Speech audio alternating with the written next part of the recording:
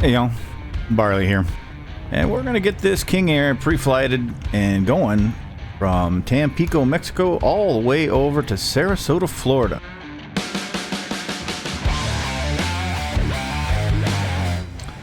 Our payload is 9 executives that are paying $42,000 for a flight from Tampico to Sarasota. KSRQ, I believe, is the airport. KSRQ. So that's where we're going. And I'm going to go ahead and do this one real time. And in Mexico, it's 5 o'clock right now. We'll be landing around 9. This will be a 3-hour flight, so there will be work orders in cruise. And it's all over the Gulf of Mexico. So as we go from sunset to night, we'll be in the middle of the Gulf. So you do want to do, it's all people, so they're really, how are they splitting the people? Seriously. There's 1, 2, 3, 4, 5, 6, 7, 8. Supposed to be 9. 8, 9.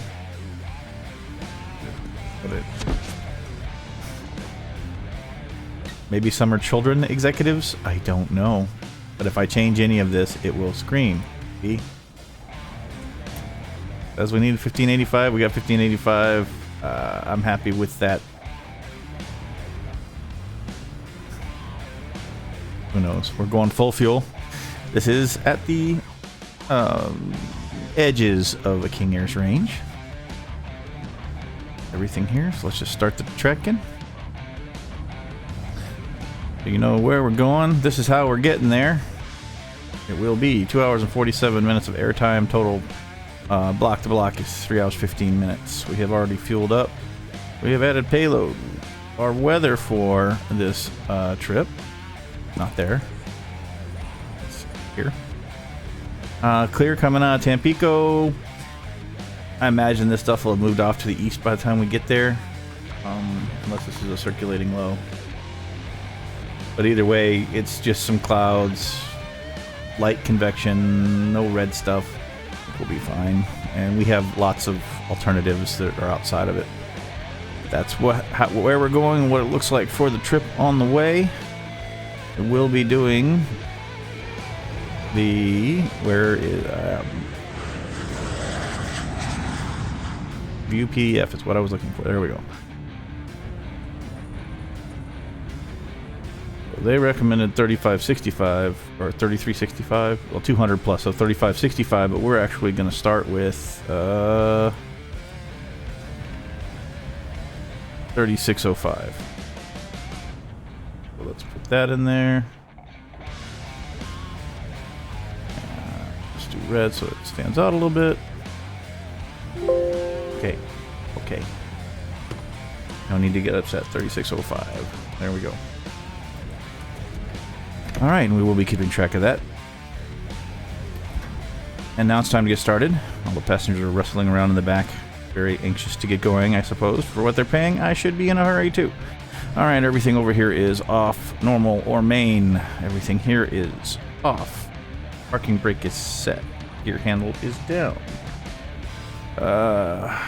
Trim is set for takeoff. Throttles are back, RPMs full, fuel conditions cut off. Order an elevator trim or neutral, oxygen is on. Boot rudder boost and electric trimmer on. Bleed air is enviro off. Oxygen, we need to move this out of the way, is full. Okay, let's make sure that the radar is off. So we won't need it until we get towards Florida.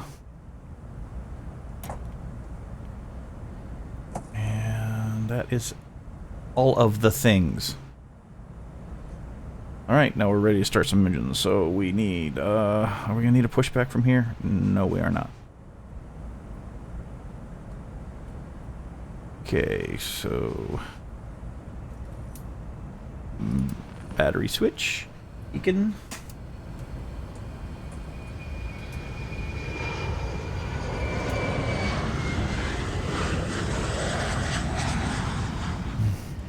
fuel quantity. Good. All right. That is the before engine checklist. Before start. Now battery start checklist, and everybody sit down and put your seatbelts on. Don't need any lights here yet. Okay. Go ahead and get an engine started, shall we? We shall. Clear prop. Oh, I forgot to turn that off.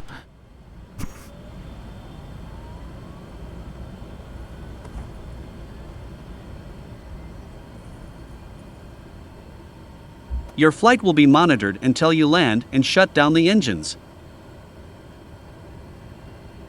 Alright, ITT's coming down. Oil pressure's coming up.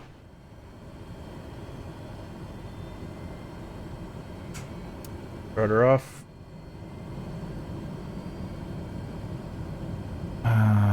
Right generator on. Check the right generator. Good load on the jet. Okay, high idle number 2, so I can charge the battery. Let's get one started, shall we?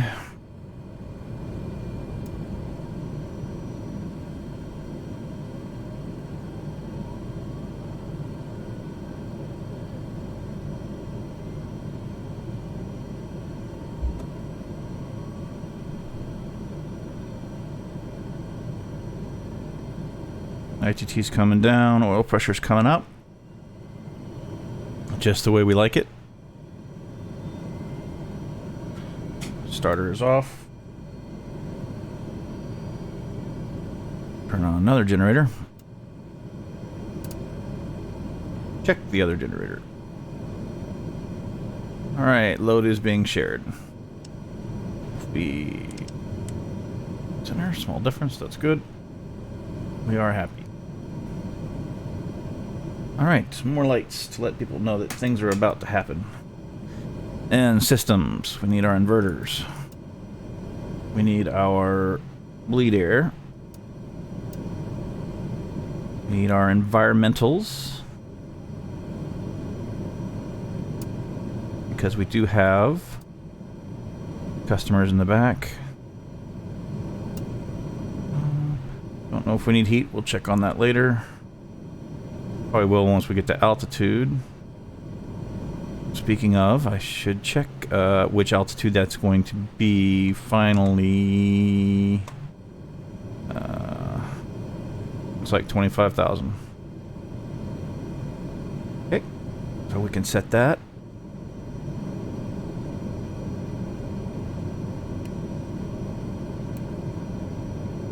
$25,500. Alright, let's get our electronics going, shall we?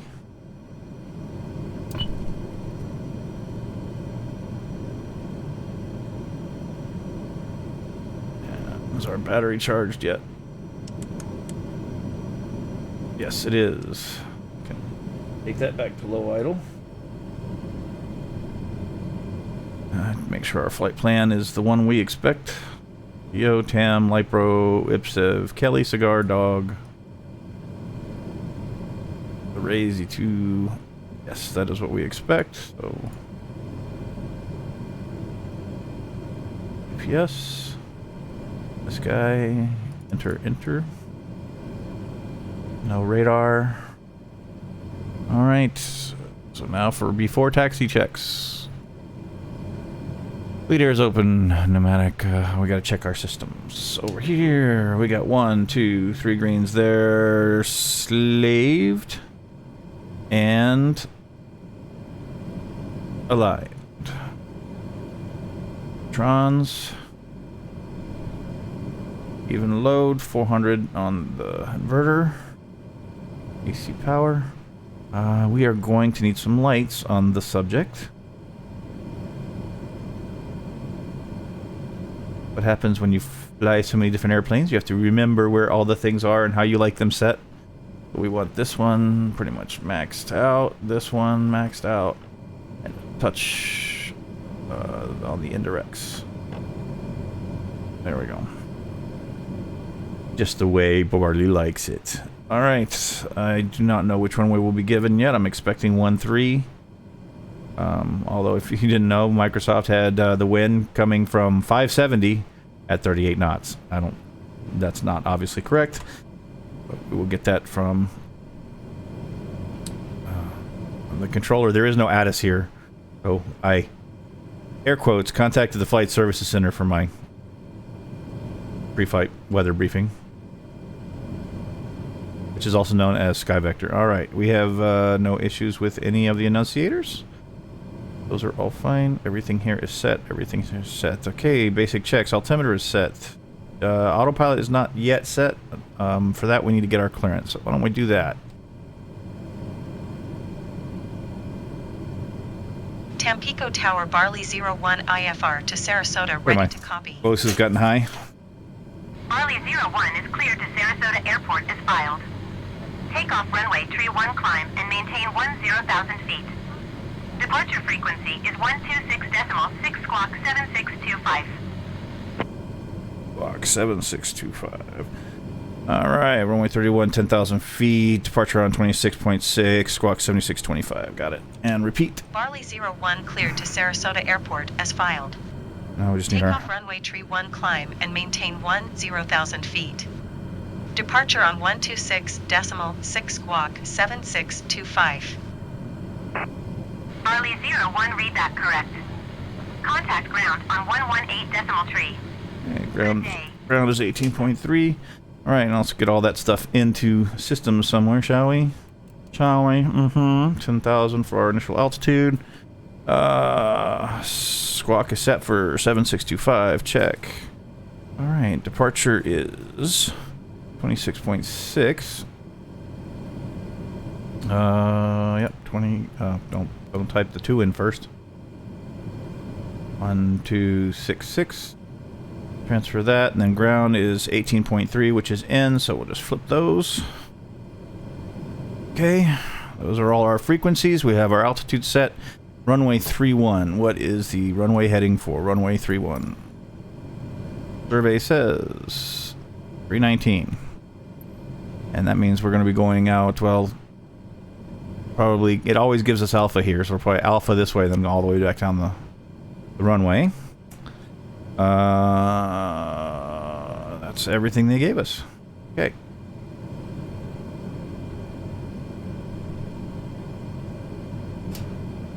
Heading 319. Get that bugged. And we'll just set heading and IAS mode. And we need to set IAS will be 140 for best climb.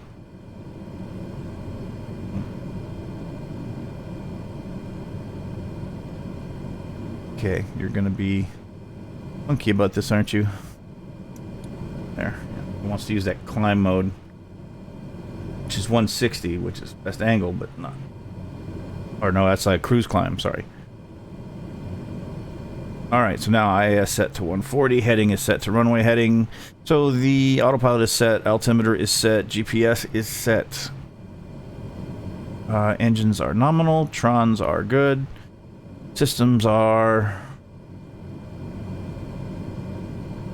good. We're ready to go. Shall we? Okay, so let's request our taxi. Tampico ground, Barley 01, ready to taxi IFR. Barley 01 taxi to and hold short of runway tree 1 via taxiway alpha. Taxiway alpha. Contact tower on 118.3 when ready. No, it's taxi clearance. Hold short runway tree 1 using taxiway alpha Barley 01. Parking brake is off. Taxi lights are on.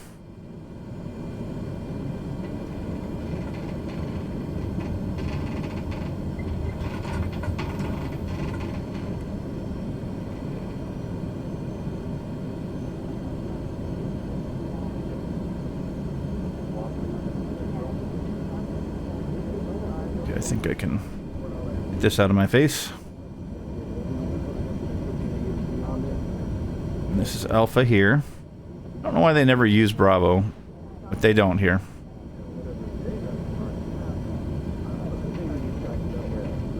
.3 is tuned.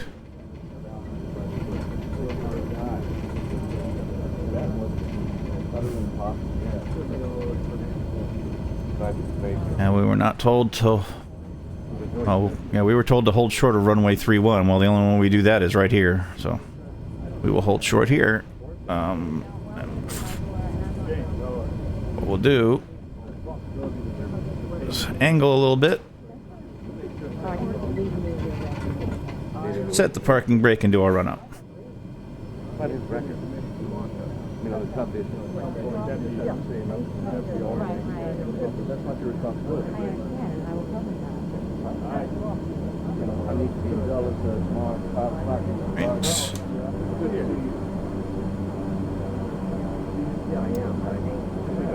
Okay, auto feather enunciators are both lit. Pulling 2. One goes out, storing 2. Pulling 1. 2 goes out, restoring 1. And complete. So we can arm that. And then let's make sure. Alright. So now we need to get up to 1800 RPMs on the propellers.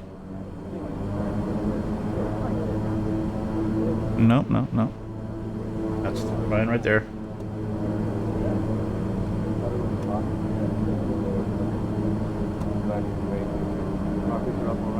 Alright, governor's good. We are done with our run-up.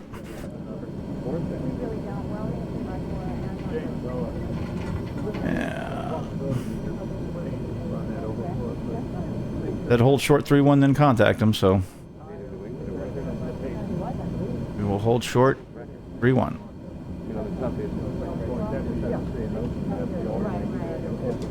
Our takeoff now. Tower Barley 01 at runway tree 1 ready for departure IFR That to way. Sarasota.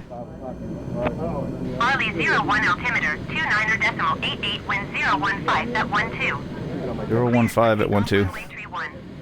Okay, let's turn our landing lights on. Gonna get on the active. And there is nobody on it that way. Barley 01, did you copy? I did. I'm trying to... Cleared for takeoff runway tree 1 Barley 01. Okay, nobody coming on that from that direction. Let's go. We don't want to dilly-dally on the active now, do we? There'll be no dilly-dallying.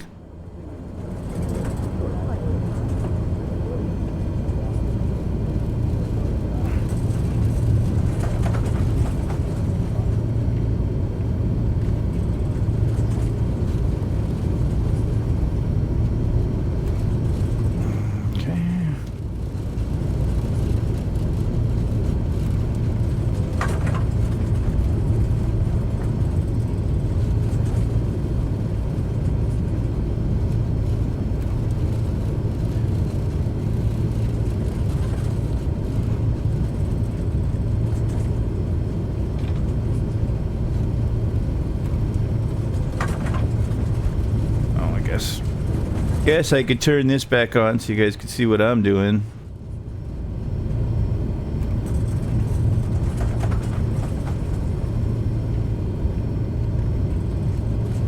This wind is coming from the left. I've got the yoke over to the left. When we turn around, we'll reverse it.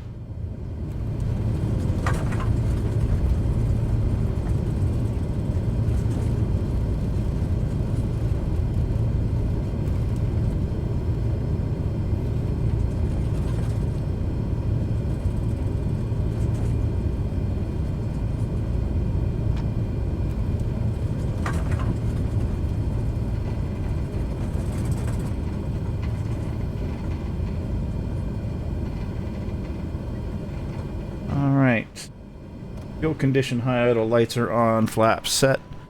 Auto feather is armed. We are ready. There is nobody on approach.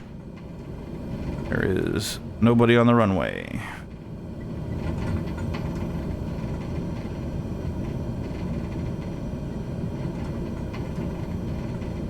We have already been given clearance to take off. We are on the correct runway. We are leaving. Okay, stick is over for wind.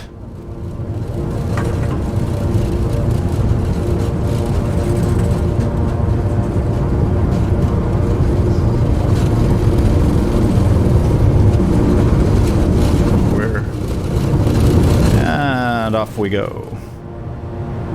Airborne time. Positive rate, gear up.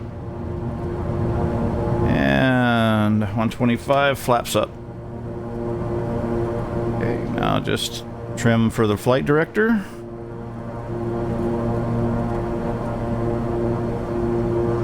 Turn on the yaw damper.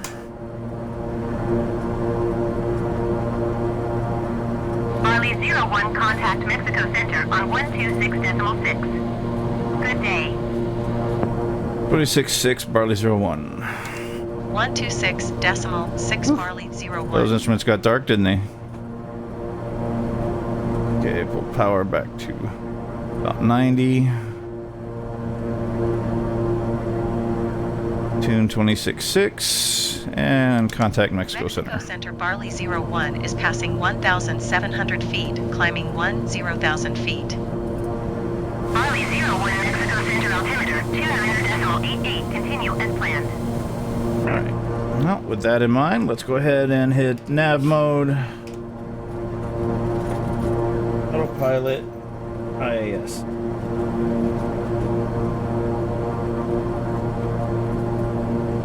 You're supposed to finish the departure leg there first, buddy. There you go. Okay, so I just want to make sure the autopilot's doing what we expect it to do.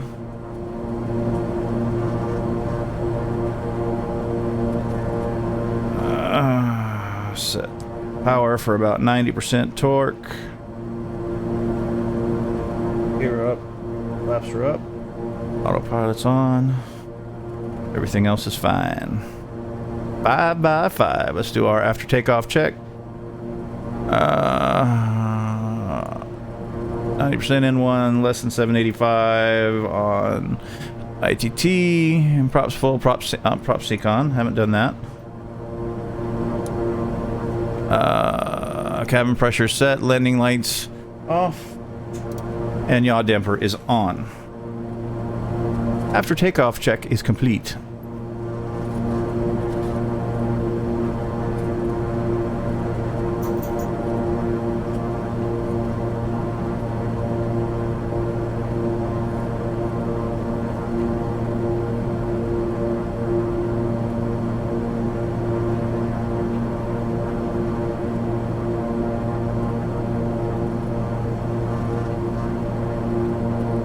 Polaris 874 descend and maintain flight level 310.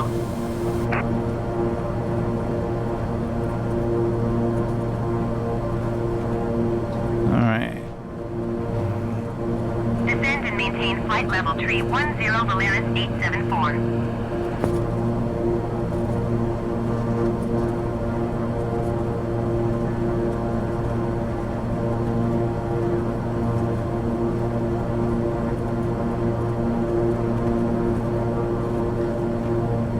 So, in Barley World, it's Monday night before two major Tuesday happenings. One is Update 13, which supposedly comes with Flight Simulator Update 13, which is supposed to come with the ATRs, the 42 and 72-600s. I am so looking forward. I'm going to spend a great deal of time learning that plane. I wanted to fly an ATR forever. And I'm going to see, we're all going to see together how good a job did Microsoft do in putting together the ATR.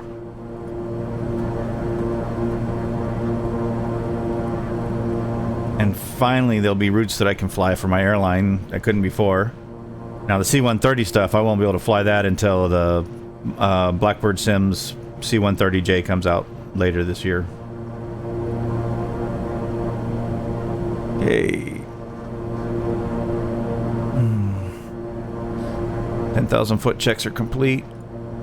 Next is 18, flight level 180.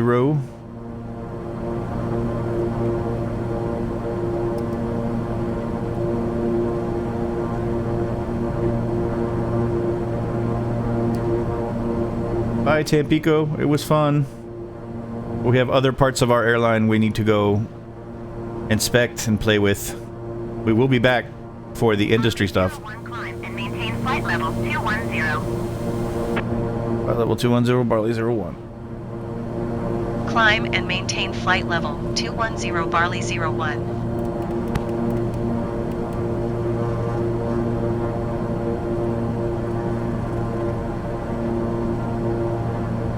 And since we've been cleared to a flight level, let's go ahead and set our altimeter for standard pressure.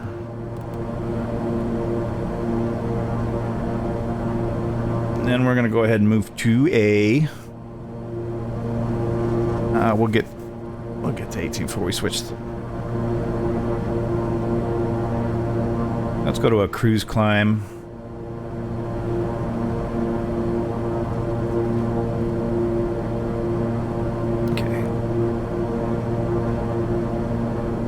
About 160 knots for cruise climb.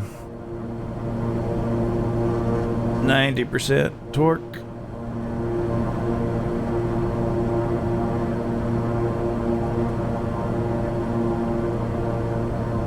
Alright, quick check. Trons are looking good. Triple feed. And center are both right. AC is good.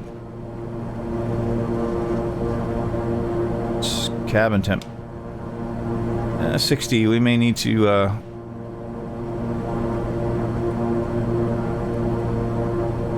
turn on the... You can't see it from here. There. 60 might be a little chilly, but everything else is green over here. And our gyro's good. What else we got? Fuel is balanced. As far as expected, we won't know until we get to Lurpo, which is 28 minutes away-ish.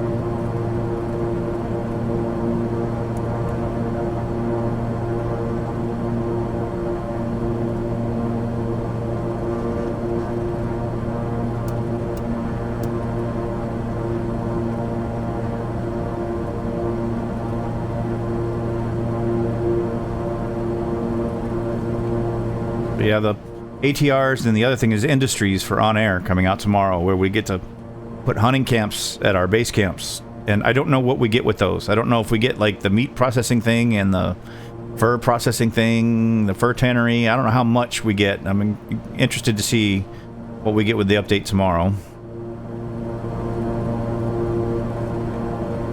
Glad I'll have this flight finished early in the evening, so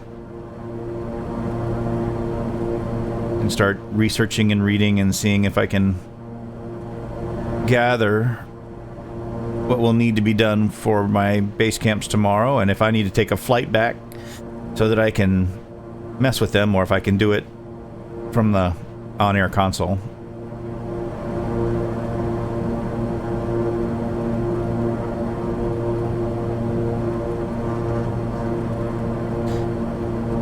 Because I was thinking about going down to Marathon and Key West, where we have both an ATR and a C-130 operation, and checking on things there. Starting to pull the props back. The throttles are at full, so now to maintain 90% torque, I'm just pulling the props back so they can take a bigger bite.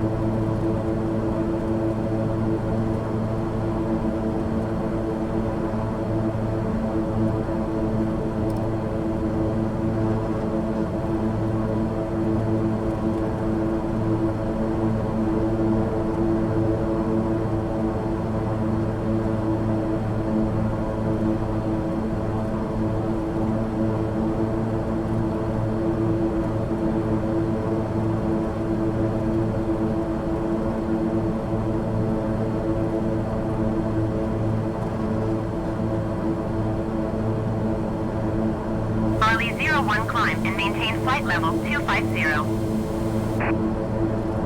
Level 250, Barley 01. Climb and maintain flight level 250 Barley 01.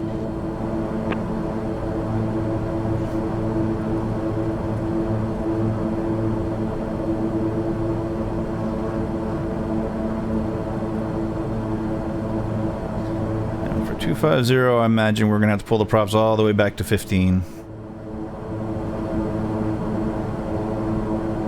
And then just let it do what it do.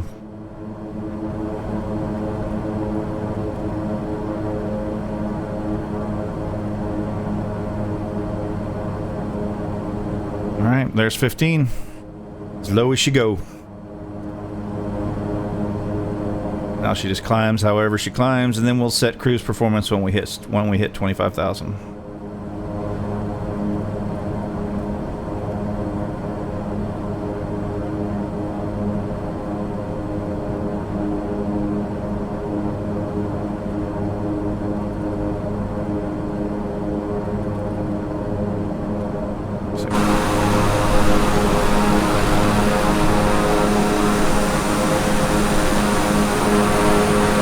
I usually take the red one. Guess I'm taking the blue one today.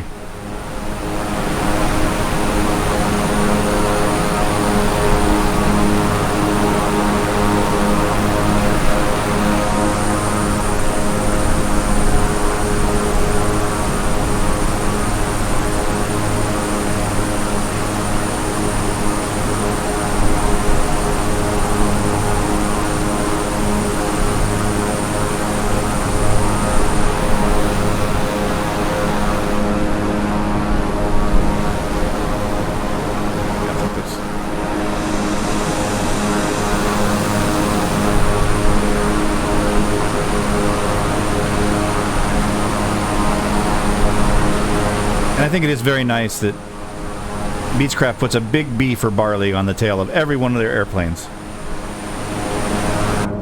It's very nice of them. I mean, not even just the airplanes that I lease or buy from them, like all of them. There are monuments to Barley all over the world.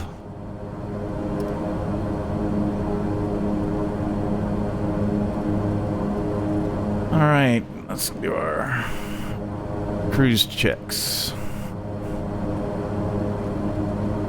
We'll do fast cruise for today, I think. Got a tailwind, so If I decide to save gas, we can go back to a standard cruise, but I think we're going to go with 75%.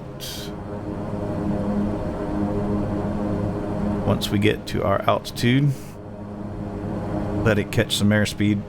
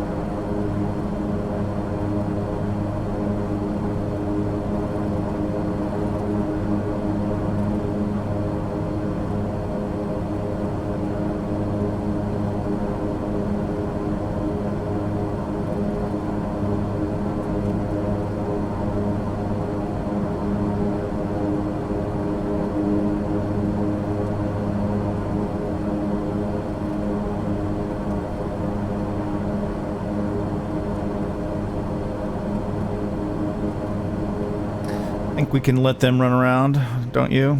Very smooth up here. And I'll turn the coffee on.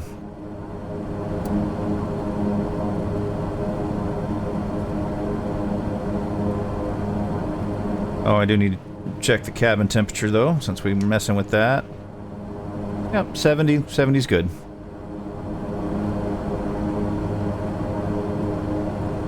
I haven't heard them complain.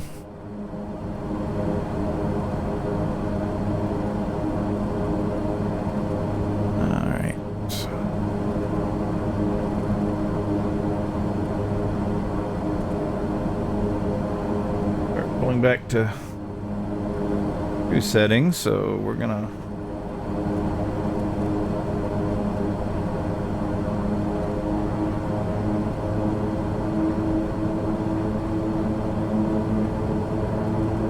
%75% torque is what I'm looking for.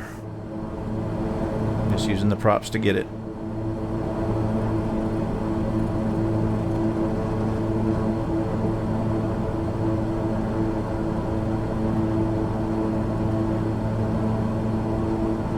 There we go.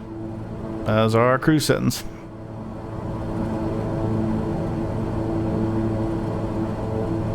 And fuel flow is what? 360 each side. So 720 an hour. Got 2.5 hours left, so we need about 2,000 pounds. And we have more than that in the mains. We got 2,600 there.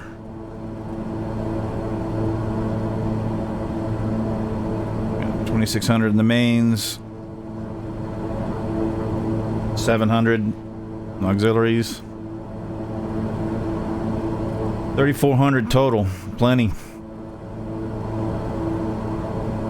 So we will maintain the fast cruise. Right, 10 minutes to the next check. I will leave you with some beautiful scenery while I go get myself an ice cold Diet Coke.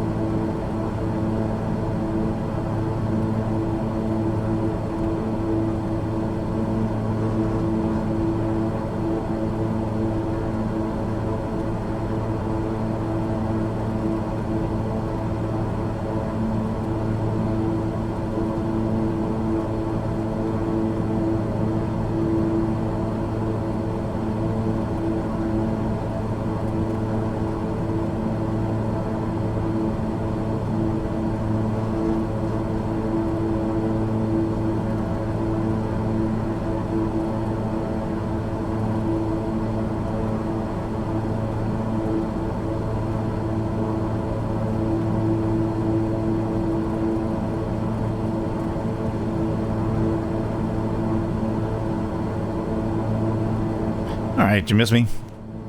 I'm back. We have work orders to do. I just wanted to make sure I get this nav check in before we start messing with all that stuff. We'll kind of do an airline overview so you can see what I've done and what I'm doing with Barley's Regional Air Transport, BRAT and OnAir.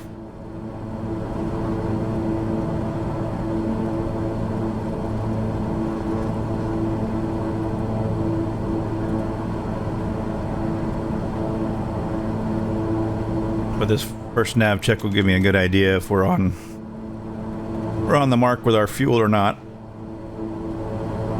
If I have to be more conservative with my cruise settings. Right now we're at what I found to be a fast cruise for the King Air. It's not ridiculous as far as fuel burning, but it definitely chews up more fuel than if I go with either the standard cruise or the eco cruise modes that I have tested. And speaking of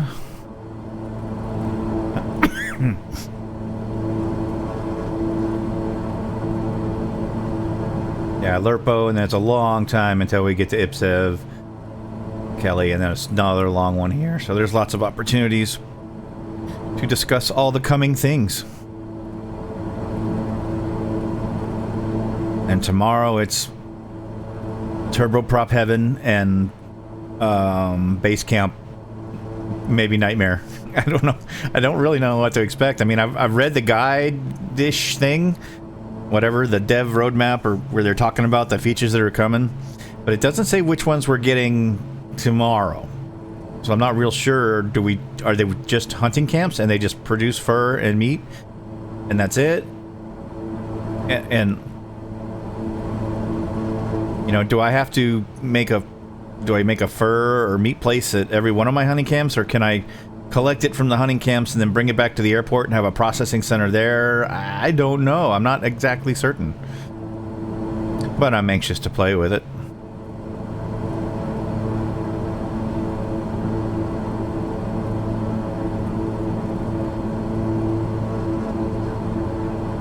But being able to jump into an ATR from, you know, for a while, I'll be flying that mainly, and then the King Air every once in a while, and the Cessna every once in a while.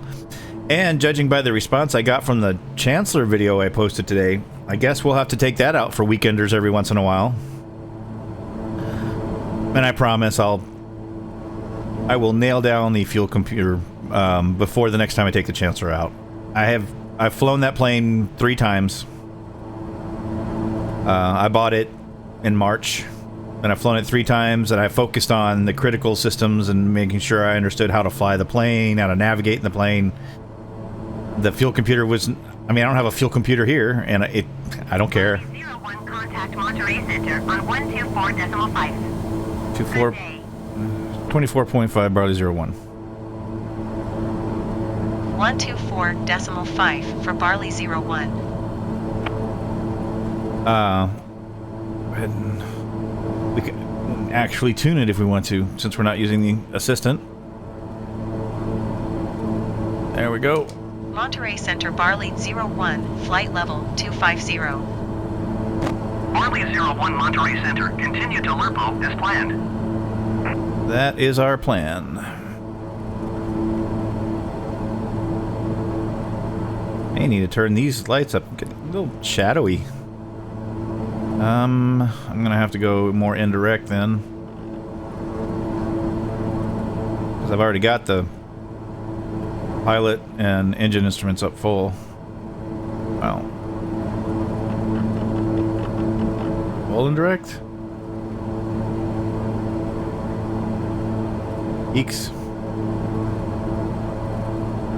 Still very shadowy, but... And I can do the overheads and totally blow it out.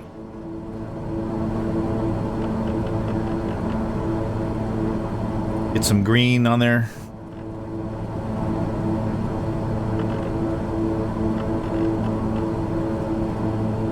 Boy, now that totally washes out too. Wow.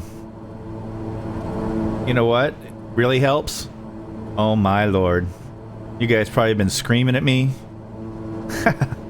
Wow, so I can probably turn this... I mean, I rarely use that. Yeah. Go back to my normal settings. 2 notches of that. Oh, look at that. They're not as dark anymore when you actually turn the switch on. Duh. Oh, Barley. Alright, we're coming up onto our nav check. That is too funny.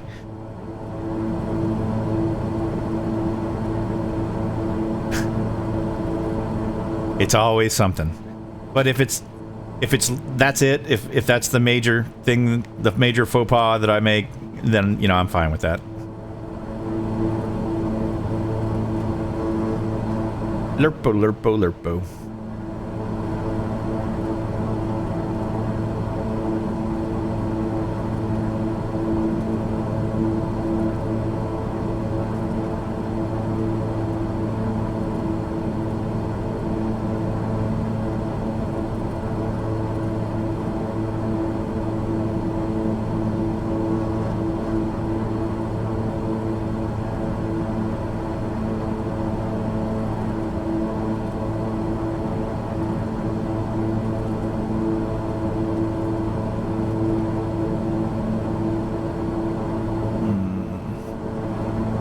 $17.45 and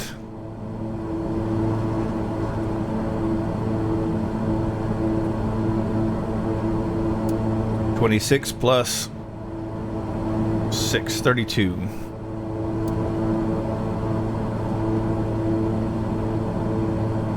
Nope, I needed that one. 32.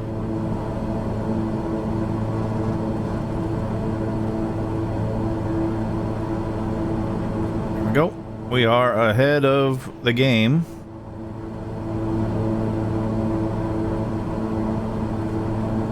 As far as fuel goes.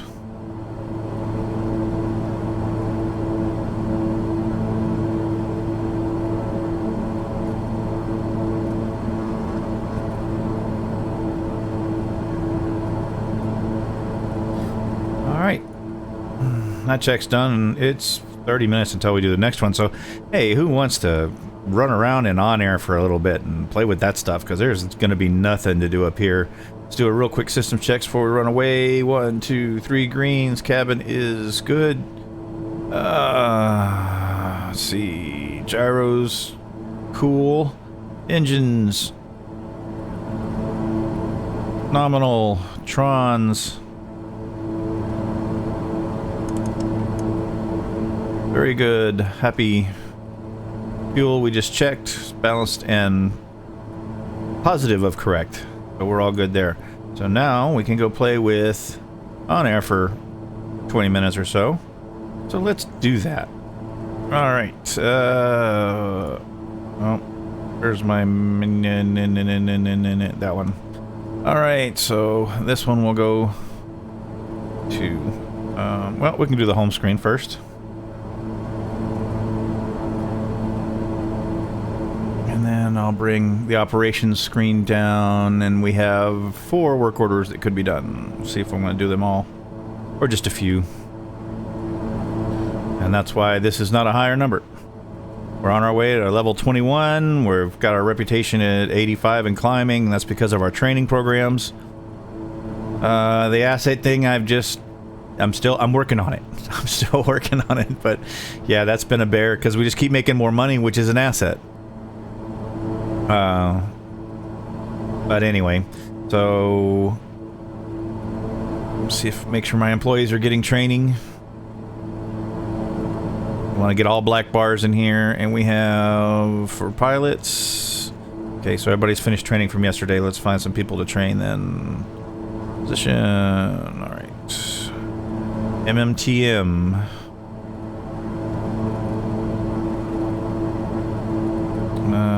Nope.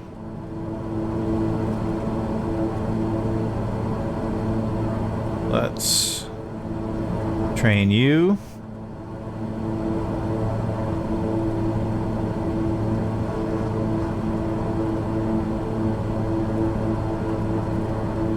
And down to MMTM. And I think you. Or no, you. Oh, you're 1,000. Nope, that's not you.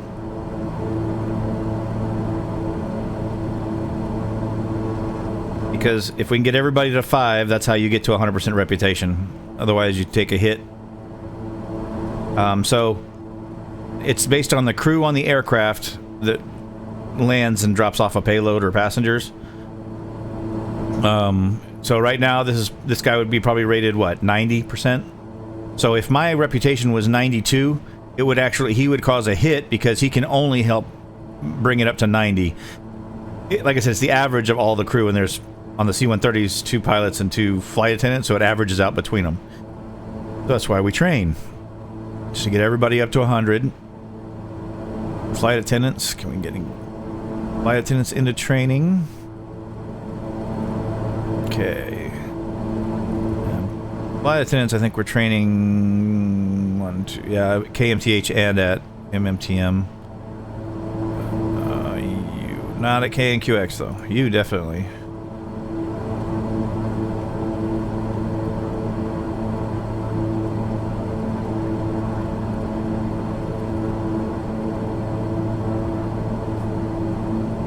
And then anybody else at MMTM that really needs it? No? So just you.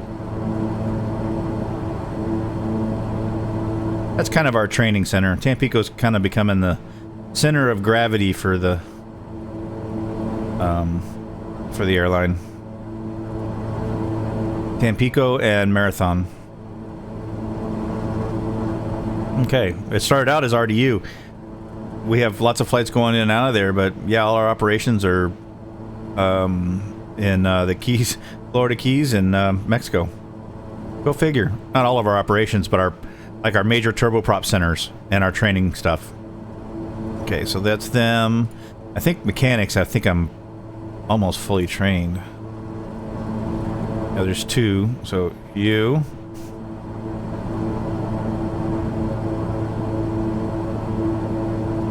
And this doesn't have anything to do with reputation. This just makes it to where they repair more of your plane, repair it better, and repair it faster. My understanding, anyway.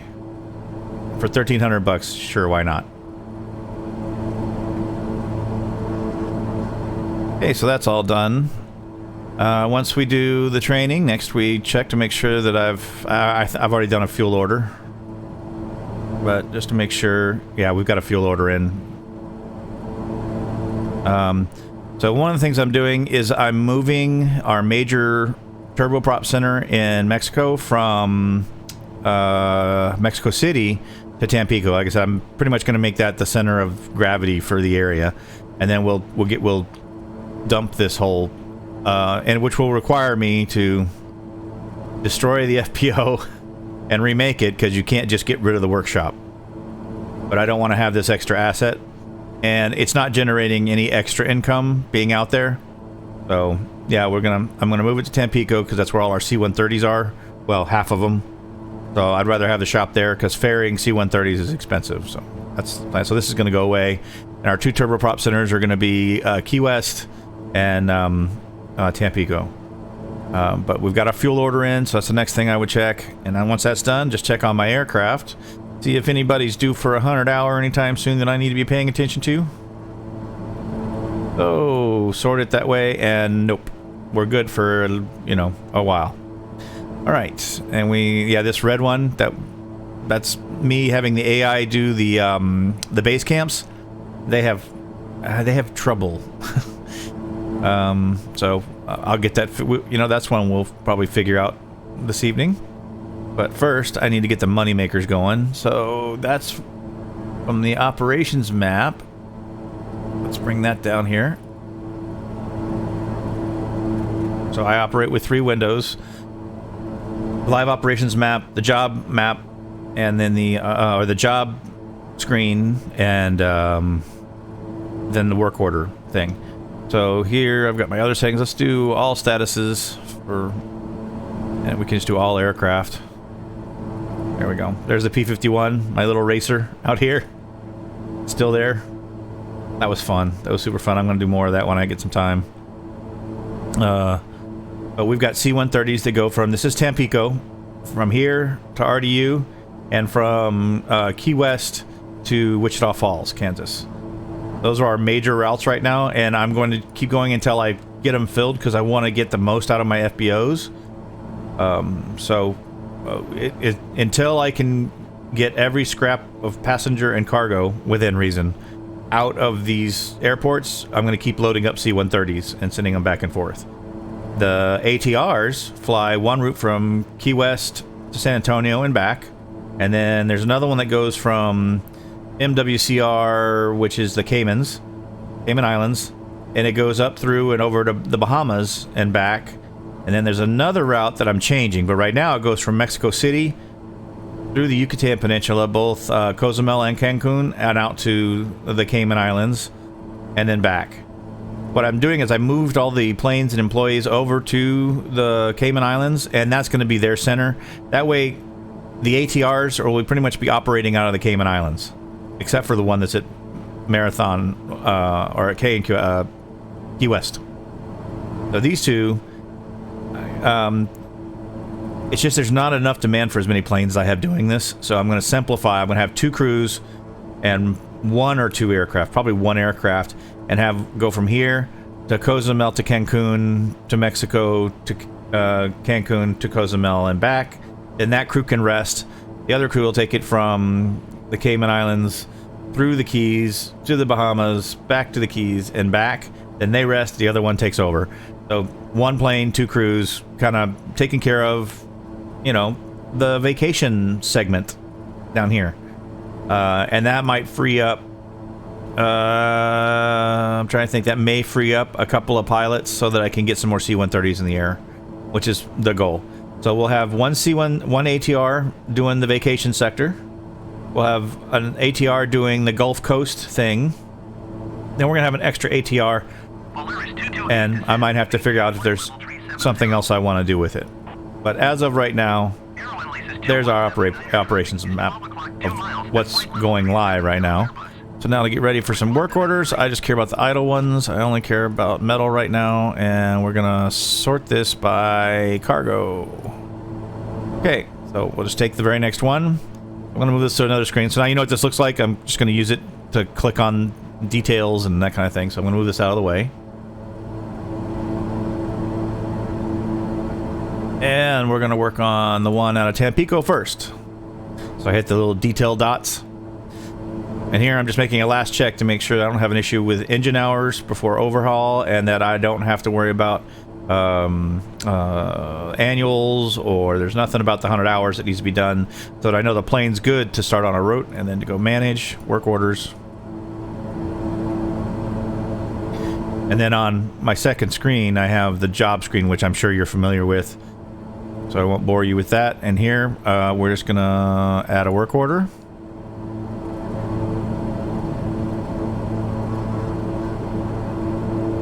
And we'll quickly get this filled out. MTM is KRDU, which doesn't look anything like what I was typing there, and that's 4865. Let's get some pilotes and some flight attendants. There we go, all staffed up. Then the second leg is going to be back to MTM. 5051. No. Force crew to sleep. That's a 9.9 hour round trip. And you can see that there's already there's 3 C-130s on each of my 2 C-130 routes. So we need to get that out of the way so that we don't accidentally try to pick up cargo that's already been picked up. And then let's look at what we got here. We got some first, some business. We need to take this yellow before it turns other ugly colors. And then some eco, and then we'll finish it out with this one. We can take 50. Oh, so why don't we take one we can finish? Okay, there we go. Now we'll take some of this one. 9. No, that's weight. I don't want to do weight yet. I wanted to do this one.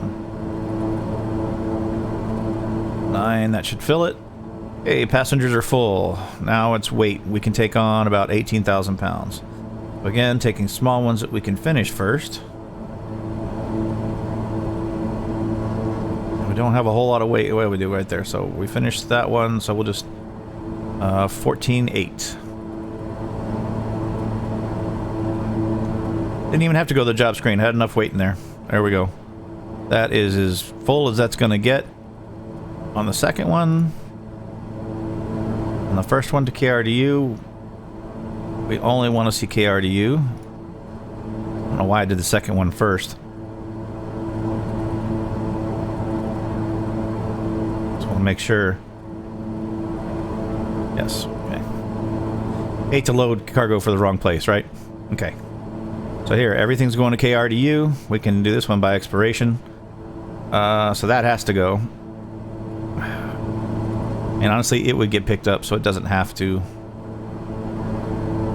So we'll pick up some portion of that. Let's take our business, our first, and then start with the small ecos, if there are any. And there aren't. That one. Well, there was one. And 46 is all of them. And that's, okay, 16.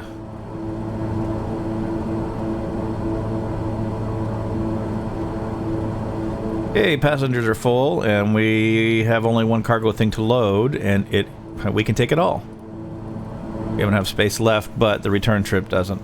So we're not going to overload the return side. So let's send that one on its way. See, nice and quick. That's using FBO queries. Going FBO to FBO. It's just good, solid, efficient. Less looking around and trying to figure out how to get to an airport or from an airport and all that other kind of happy crap. Alright, so now we need one from KMTH, the other C-130. This is Marathon. This is our other C-130 base. And these go to Wichita. Hey, airframe conditions good, engines are good. Hours are fine, annual is fine, nothing to worry about. You may have a work order.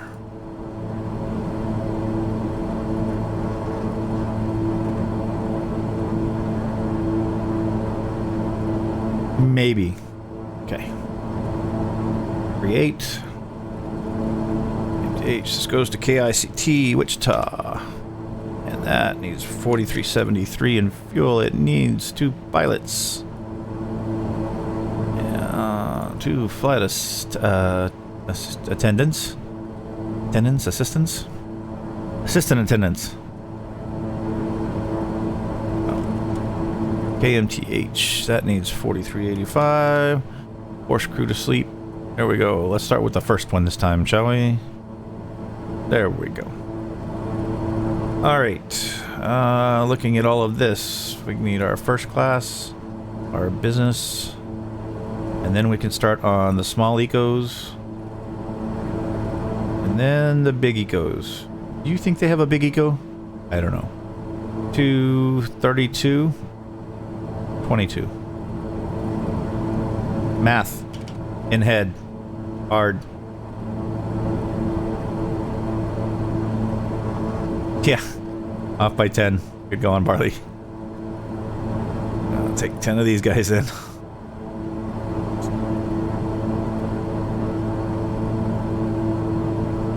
Oh, and you have to actually check it. There you go. Okay, so that's all of our passengers. Gotta stay above the orange line. And we only have one cargo thingy. And it's not enough to fill up, is it? It is not. And that would deliver everything except some passengers. So let's see if we can find some weight in the KICT lounge.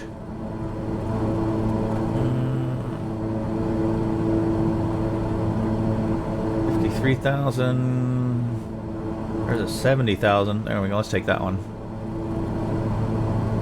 Yay, refresh. I think we also gained a couple of first class people that we will bump some ecos for.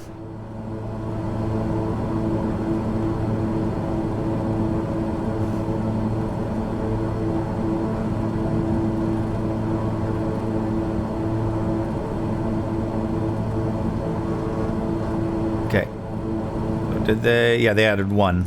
Okay, but he's got to go, so that means we got to get rid of an eco. So instead of 10, this will be 9. Okay. And then we... Oh, so we'll bounce that, take that, and not all of it. We will take 26.7. There we go. Because the next C-130 will be through in just a few hours, so that won't be an issue. They'll clean that up. But we like full airplanes. Full airplanes make more money. Okay, that's done. Oh, did I not set a filter? I didn't. Look at that. Oh, look at the mess I've made now.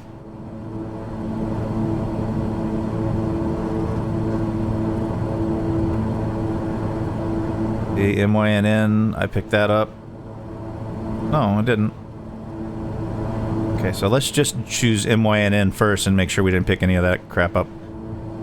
These other two, let's turn both those on, make sure nothing's... There's one. Turn that off. Okay. Now, just turn on KACT. Do not forget the filter when you use this method. It will mess you up. Okay, so what does that mean? We have 6 passenger spots left to give. That would have made that much more simple, wouldn't it? Oh, they'll take that one. And I guess we'll take 5 from here.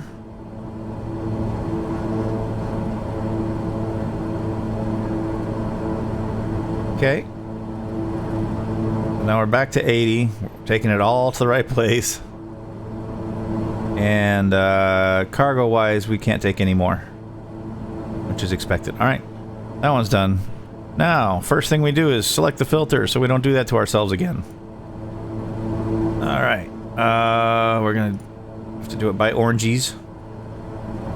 Can we get everything there? We can. Good. Do first. No business. So a lot of ecos going on this ride. Oh, well, as many as we can fit. 4,000 pounds. Wow, that's 5 per thousand times 25. Let's try that. Oh, a few more we can stuff on there. There we go. Well, that was quick. Everybody's going to KMTH. We got the oranges taken care of. We're good. That airplane's out of here.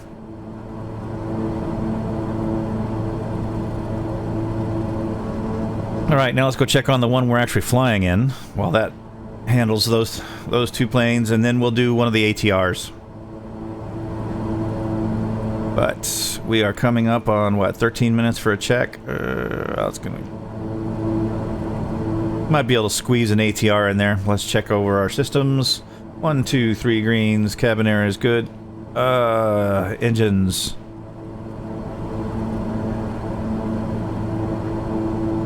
Nominal. Fuel. Balanced. Yep. Trons.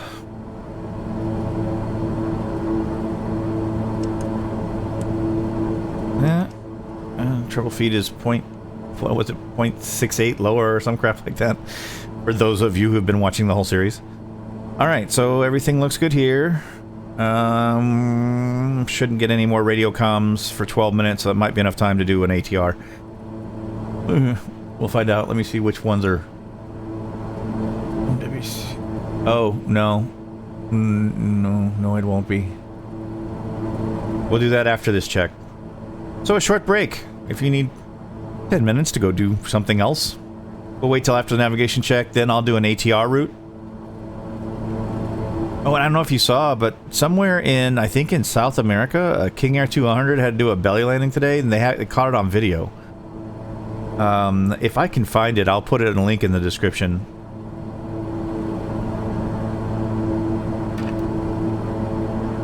First, I was surprised because, you know, I heard, oh, the King Air had a belly landing, and I looked at they showed there's an image of the plane being hoisted off the runway and onto a truck. And the props don't look very damaged. I mean, granted, you know, it's just a picture. So I thought, well, how did they manage that? I mean, the nose gear is like crumpled, and the main gear looked like they didn't even come out. and like the doors opened and then they just sat there. So obviously some sort of hydraulic issue. Or, you know, that's a good question. But anyway, the main gear just sat there. The doors opened and then they just sat there. Or the doors got torn off on the belly landing. I'm not sure. I don't know which. But it looks like the nose gear tried to come out and didn't lock or whatever, so it crumpled. Then when you watch the video, you can clearly hear when the nose gear like crunches, and you can hear the props into the asphalt. But then you look at the image again, it's like, okay, those should look worse. I mean, I've seen planes with props that are, you know, where the plane has had to do a belly landing. 01 contact Marinus Center on 125.2. Give me a sec. Good day. 25.2 Barley 01. Or the long-winded version from Microsoft. And that's 25.2. Transfer. And Merida Center Barley King Air Barley 01 flight level 250. Merida Center Barley 01 flight level 250. Barley 01 Merida Center, continue to WIPSEP as planned.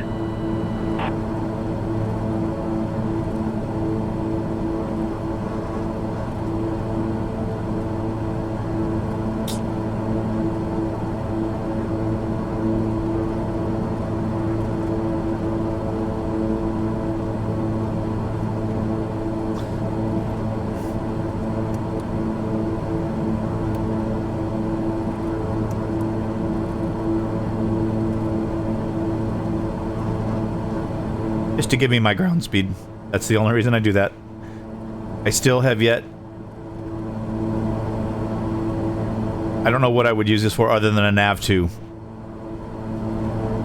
Because it does function perfectly fine as a comm and nav2. So other than a second radio, and obviously a backup GPS if this one bit the dust, I could re-enter the entire flight plan into here.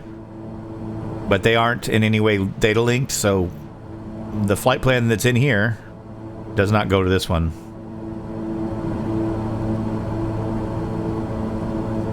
And I'm not going through entering it all again in the second one. Honestly, if this bit the dust, then I'd probably just put in the next waypoint, go direct, and then just enter them, you know, from that point on. I don't know. Or maybe I would take the time, you know, I might take the time to put them all back in and just activate the current leg.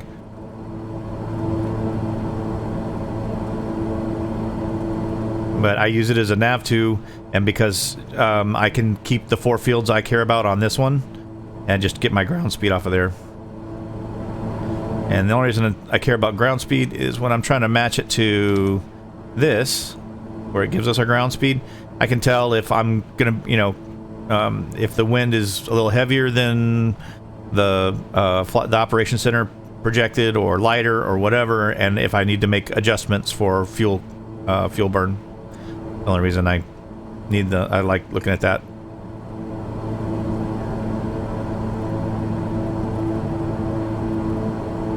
"7 minutes and then more work orders. Everybody get happy."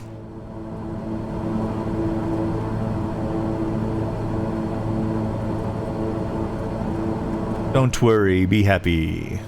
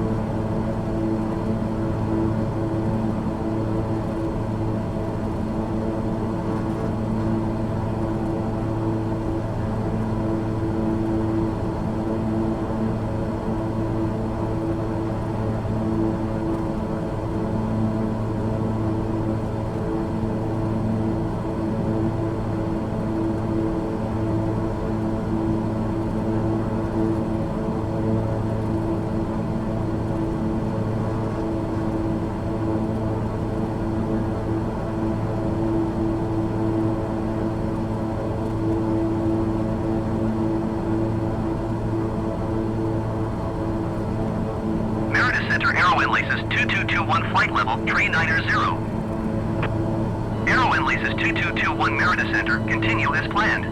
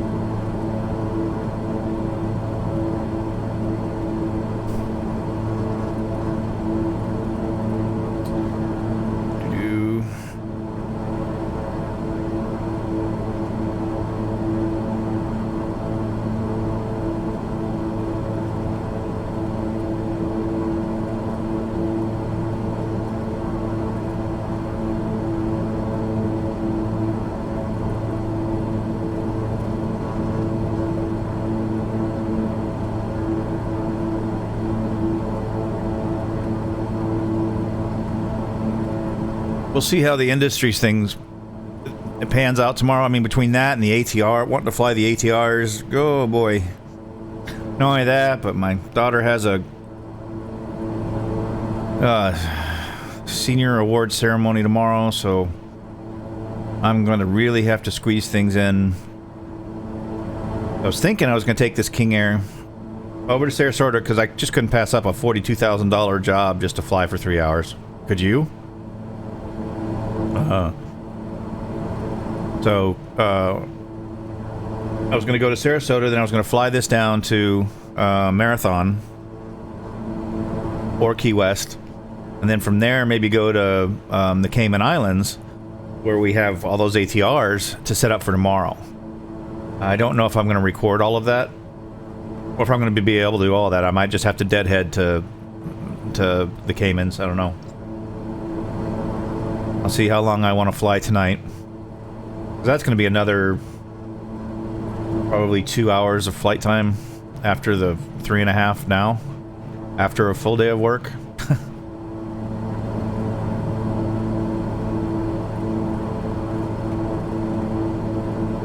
If I fly it, I will record it. You know that. I think the only thing I haven't recorded so far was when I put down the Tampico area base camps, because I already have a video showing how to do that, and I thought, you know, who's going to watch that? Instead, I did a video of me visiting them. I thought that was more fun. And now I have to figure out strategy. Are they all hunting camps? I just send AI or me to go gather all the fur and meat and bring that back to... I mentioned this earlier in the flight, I know, but still going in my head. Still thinking. Think.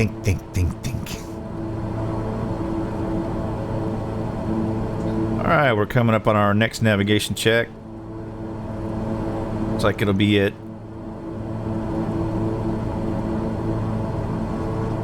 1818. It's 2 minutes, so 1819.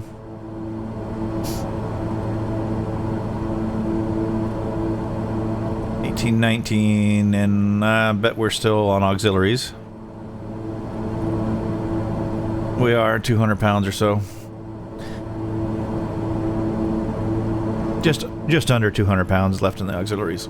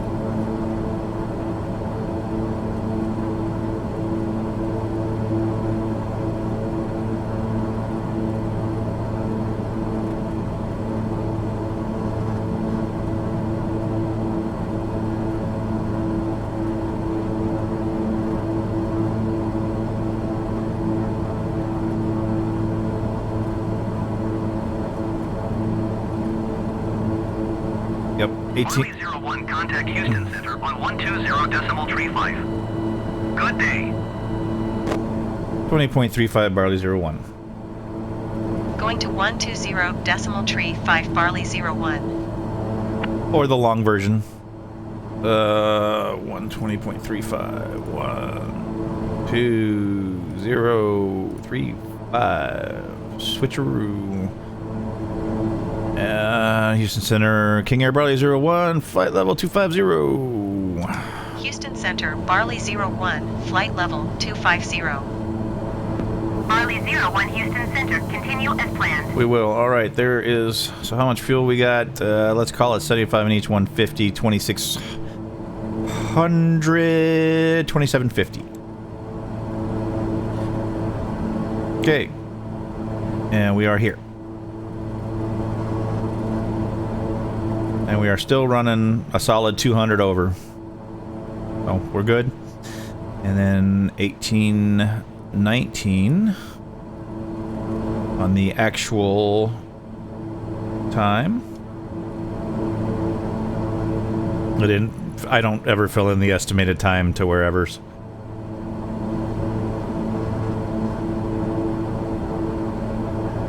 Maybe I should. Barley 01 contact Merida Center on 125. What? We just came from Merida Center. This is sometimes why I prefer the auto assistant. 25.2 barley 01. 125.2 for Barley 01. Well, good thing is that was our last frequency, so that was easy. Merida Center, Barley 01, flight level 250. Merida Center, Barley 01, flight level 250. Barley 01 Merida Center, continue as planned. We were before you made me switch. Barley 01 contact Oh my God. Center on 120.35. Good day. I'm not even gonna. Fine. 20.35 Barley 01, you jerk. 120.35 for Barley 01. There, flipped already. Houston City, Barley 01, flight level 250. Still. Barley 01, flight level 250. Barley 01 Houston. They're gonna make me turn on the ATC radio assistant thing. Because I am not doing half an hour of going back and forth between Merida Center and Houston Center.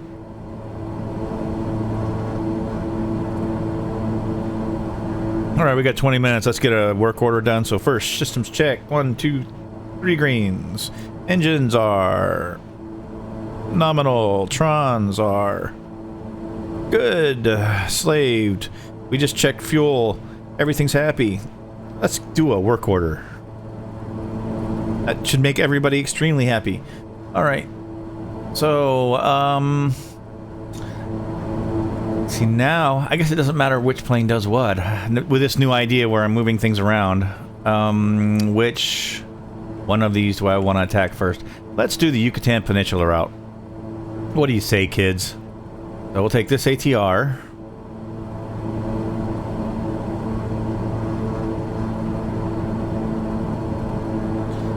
You know, I do have an employee task that I need to do too. So one thing that's important with how I'm doing a lot of these things is to save money, because I'm trying to be efficient, right?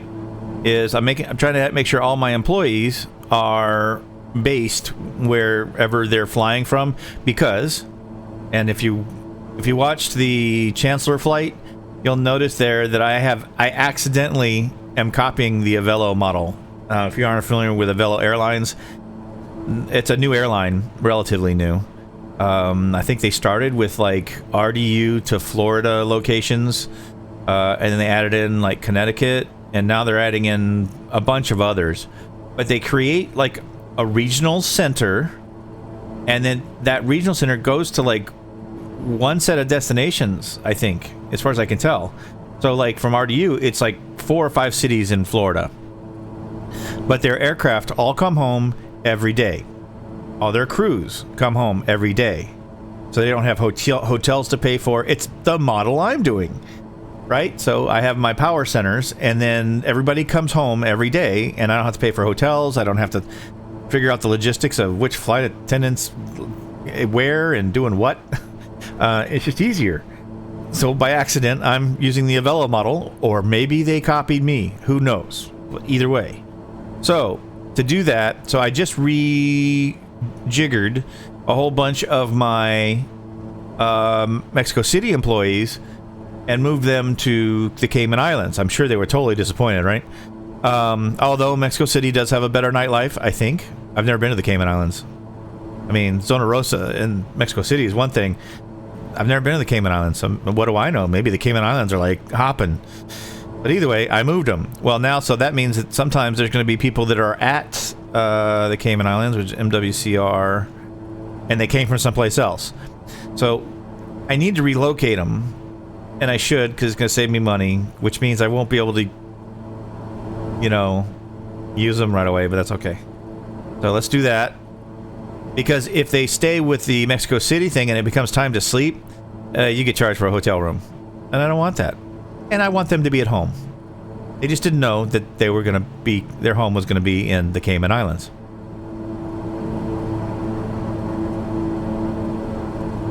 Okay.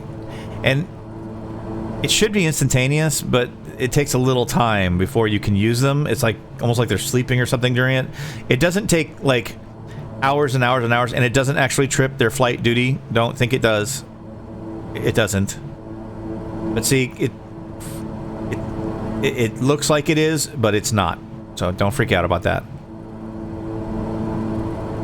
If you were freaking out. If you weren't freaking out, well, congratulations. You didn't need to freak out. But we do need to make sure that everybody's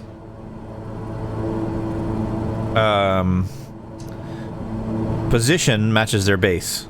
So see, he's already switched. Dieter switched. So maybe it is instantaneous now. I noticed last week it wasn't. Maybe they fixed it. I don't know. We'll see. Now this guy needs to be MWCR. You just have to be careful. You don't want to really because it's the wrong place and then end up paying for hotels you don't need. Okay. I'm sorry, it was a lady. I said guy. Didn't mean to offend. And Jan or John Eichelberger, I don't know if how you pronounce it. Jan sounds right. Needs to be relocated.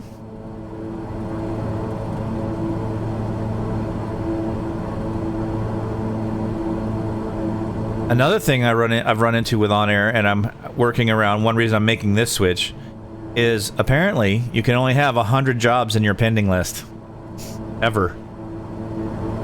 And I ran into that. I'm like, oh crap! I've got to leave some planes on the ground because I can't get jobs for them.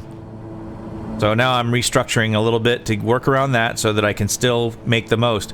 It's going to be a challenge to make a ton of money. Well, I am making a ton of money. You know, but like anywhere get on the leaderboard with just a turboprop airline, it's going to be a challenge. But I like flying these planes, so sue me. It's how I like to fly. And if I didn't enjoy the flying, that would make OnAir less attractive. I know some people talk about the burnout in OnAir. I think it's because you're not trying the whole game. Maybe, my opinion. Because you've seen how many things I do in it. Like sometimes it's even, okay, so I visited the operations center in Tampico, and then I decided to take my personal aircraft and do a weekender up to Mexico City. That gave me someplace else to fly that I wouldn't otherwise have flown, right? You just have to, I think you have to kind of put your head into the game, and then you'll realize you'll find there are things you can fly and reasons to fly that you wouldn't normally have, because without OnAir, what reason do you have to fly in the sim other than I want to fly this plane?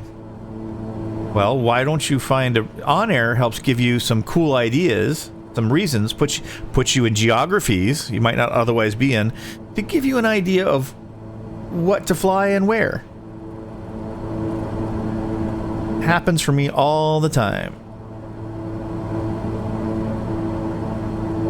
But that's where my video ideas come from. That's why I like OnAir. It's like, you know, okay, so I had done all the base camps in Tampico. I had already reorganized Tampico into what I wanted it to be. I'd already set it up to be the new turboprop maintenance center, blah, blah, blah. And I flew there to do that because wouldn't somebody who owned an airline want to be there for a major change like that? Then when all that was done, there was somebody else at the Tampico Center that wanted to go to Mexico City for a weekend. So we did, in my personal airplane. Charlie 01, contact Merida Center on 125.2. I despise this part about Microsoft's ATC. All right, 25.2, Barley 01. 125.2 for Barley 01. All I gotta do is push that button. That's done. Merida Center, hey, it's me again. Merida Center Barley 01, flight level 250. Land Shark. Barley 01 Merida Center, continue to Cayley as planned. Yeah.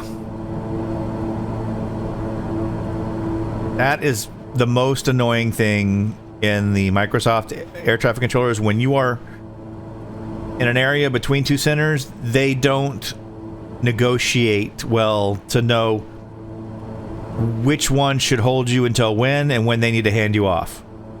So you go back and forth. Oh, it's terrible between Washington Center and, oh, what was the other one? I'm forgetting. Charlotte, I think? Oh my god. You could go back and forth 10 times in like 20 minutes. It's like, you know, I have checklists to run, I have nav reports to do, and you know, maybe I'm reading an aviation magazine up here. You know, you got crap to do. You don't need to be flipping radios every 3 minutes. So if they fix one thing with the ATC, if they fix one thing, fix that. I won't get them in, go into taxi instructions and unsafe descent instructions and numerous other things.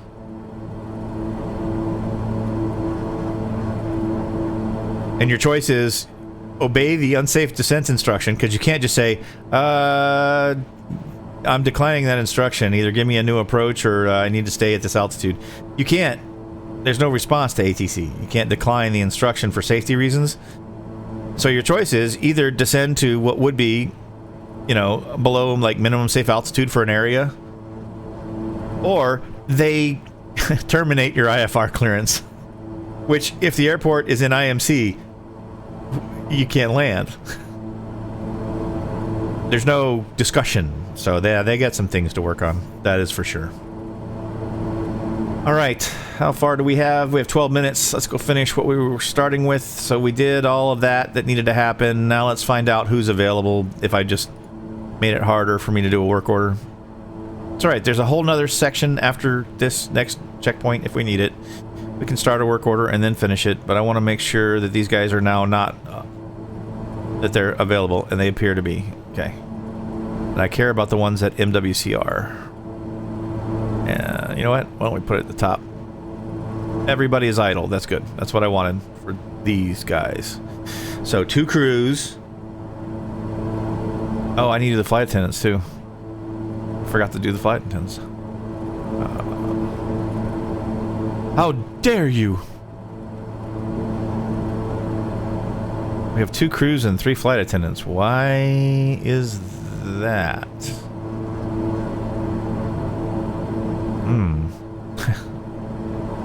Okay, well, let's fix the problem we were here to fix, which is make sure they're located the right place. It does appear to be instantaneous now. So they fixed whatever was going on with that. Yes. And then ambush you. Joseph. You now live in the Cayman Islands. The company's paying for it. So, be happy. We're moving you to a tropical island, and we're paying for it. As far as you know.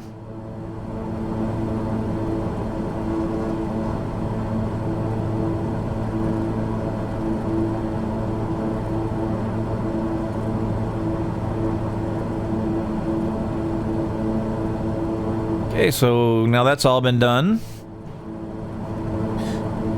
And no mechanics need to be relocated or anything. So let's go back to pick a plane, MWCR. Make sure it is in condition to be used. 63, no, everything's fine, yes. Work order.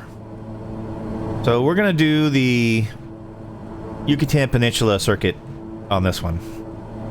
Why I picked that one, I couldn't begin to tell you.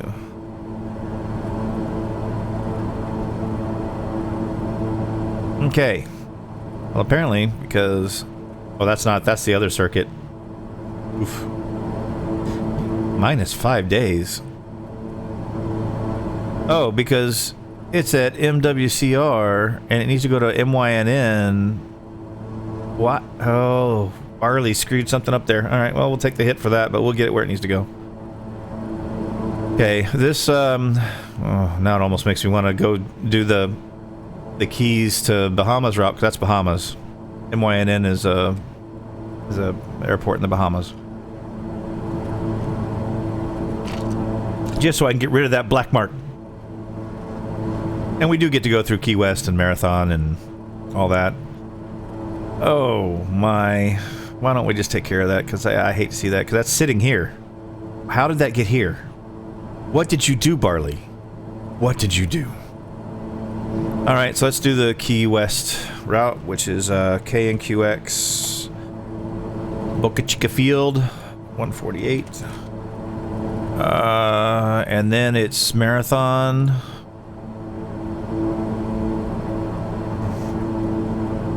And then it's MYNN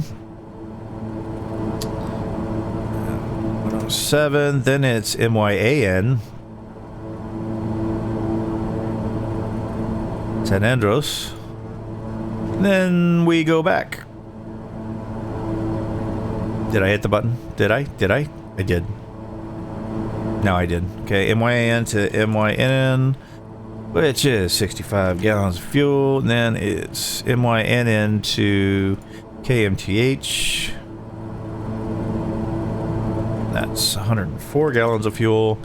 And then KMTH to KNQX. And that's 76 gallons of fuel. And then KNQX to MWCR, and they're home. Yay! After 7.5 hours of flying around, you get to be home. That's not a bad day. 7.5 hours. Don't complain. Well, not yet. Not until I figure out how to add another destination. Okay, so there we go. Crewed up. Flights are set. Now let's go through here and do not forget. Okay, this is where we need to forget the filter for a second, because otherwise this one wouldn't be here. So we do want to load this. Okay, now we want to put the filter on, because that needs to stay on all the way. So I'm going to go do that real quick, because that needs to all the way to what? MYNN? Yeah. So here, what a pain. It's a pain in the butt when you screw up. Right, Barley? Right. So now, there'll only be one thing on any leg. There, that one. We just need to make sure it's loaded. Here. Make sure for this one, it's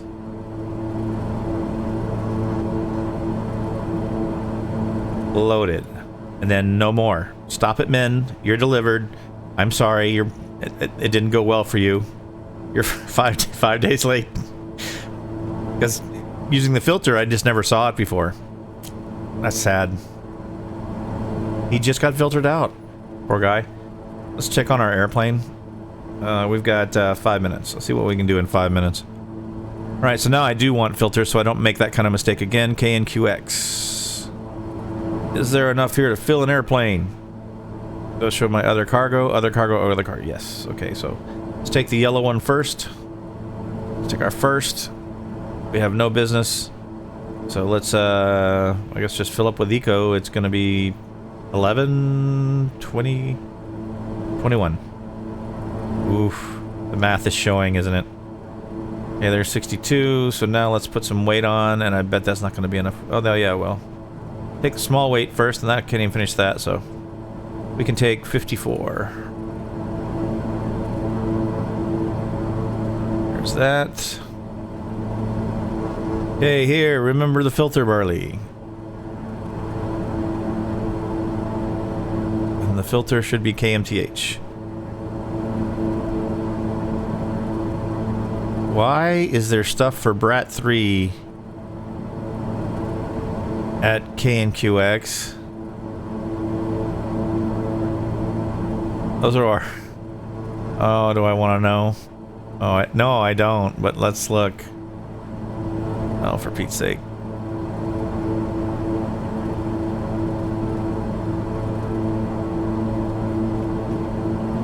Oh, it's not. Currents MMTM, MMTA. That's where they belong. Although I shouldn't be picking up anything from MMTA. This needs to go. It's forever, but that one's fine. Why is it showing up here? K and QX. Interesting. That's interesting. Okay, so filter. Those two can go away. KMTH, I do want. And then, but I see all these. Yeah, that's. Why is it doing that? We're at K and QX. What is going on? You're strewing me. Why are you showing me all this stuff? I don't want to see. I don't want to see that. Is there just nothing at... Oh, that's probably what it is. There's nothing at K and QX for there. Okay, so now that I've wasted a lot of my time, I'm gonna go check over here. 3 minutes, I'm not gonna get much done, but... Okay, so that's what it is. There's nothing at K and QX right now. That's what it's saying. Except that... Oh my... There's just nothing from K and QX that needs to go to KMTH. Okay, let's go see what we can find in the logistics center. Lordy, lordy, lordy. KNQX, so I'm going to do to a specific airport to KMTH. See if there's anything there. There may not be anything there because I think I already did this query and we picked everything up. We'll see. Yeah, there's nothing there. There's nothing to pick up this time. So really, we're just doing this one emergency run. Now, KMTH, there will be stuff because we use MYNN. So that'll be an FBO query.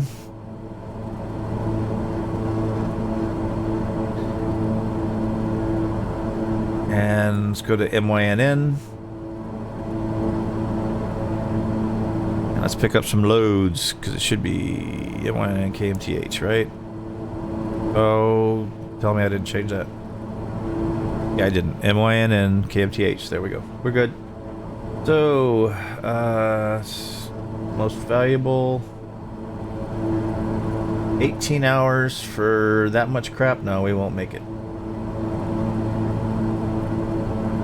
What do we need more? Passengers or... Well, we need anything. So we'll take that one. Not taking that. And more passengers. Okay, let's see what we get with this. So now, once we refresh, we should be able to filter it to where just... for this leg, and then we're going to have to save it and then go check on the airplane. K and QX. Except it's AMTH. And honestly, I'm just going to leave this off. I don't think I shouldn't have to do that. KMTH for a destination of... Wow, I'm going to have to do that. There. MYNN is a destination. Yeah, you only have to... There. That's better. We got this on 1, 2, and 3, which it should be. That's our thing we're trying to get rid of. And we got 2 more. And these are sitting at KICT. How'd they get there? Oh, lordy, lordy. That's going to take a C-130 to fix. I must have really been tired one night and just moved some stuff. Just clicked on things.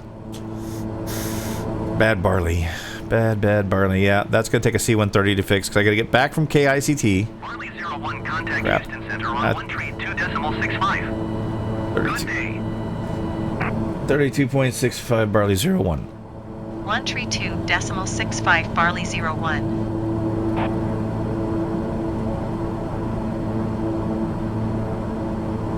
Okay, there's our nav check too.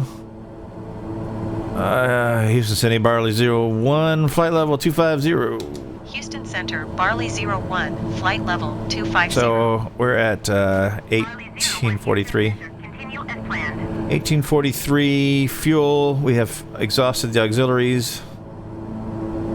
2400. Well, that's one place to go. 2400. So we're biting into this a little bit, aren't we? 100. 1643. 1843. Mister.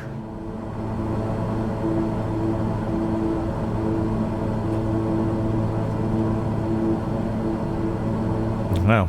So, like, well, I guess they are. Well, it's a little above 12, so yeah, I think we're okay still. All right. Shall we finish? Oh my God, it's turning into the work order from HE double hockey sticks. Barley, barley, barley. All right, well, we do want to load our business passengers. We do want to load our first class. Is everybody going to the right place? Yes. First class. Okay, now let's pick up our ecos. A lot. Oh, wait, no, you're not going here. You're not here is the problem. Yeah, that's because then it's going to give me that error.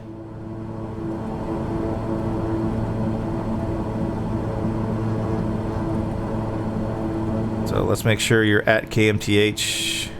Well, that's not the problem. Let's make sure your current is KMTH. There, that'll get rid of some of that stuff. There we go. Okay, so now it's current KMTH going to MYNN. That's what we want. 649, looks like, yeah, how many can we take? 424.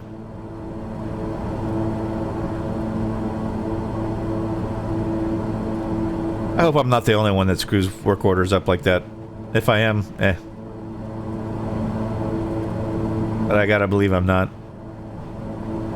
We'll take that one, and then we'll take, wow, that did add much. Okay, 25. Fine, 25 off of you.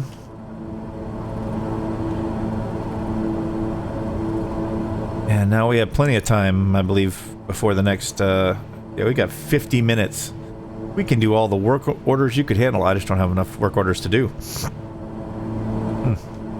Let's finish this disaster up first, shall we? That one's done. Okay, so let's just do current. Oh, okay. Clear filter. And clear that one. Is there anything here? There is. So we want current to be that. Destination to be that. That's not going to fill a plane. Okay, so let's look at MYAN. From our FBO queries screen, MYAN. Let it go do a query.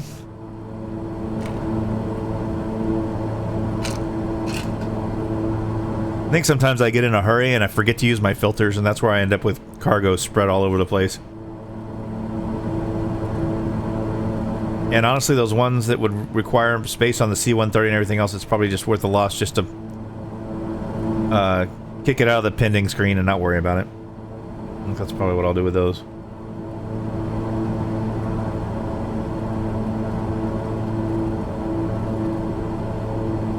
I guess it depends on the reputation impact. If it's 0.1, well, then it's probably worth just not messing with. Alright, do we need... We need passengers more, so we'll take this one.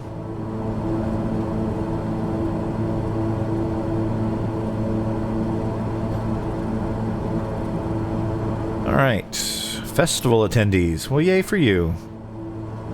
There's first class, there's some business class, small ecos, small ecos. One person is gonna have to not go. You know what? I guess you're just not gonna go. There you go. Sorry, dude. And 74.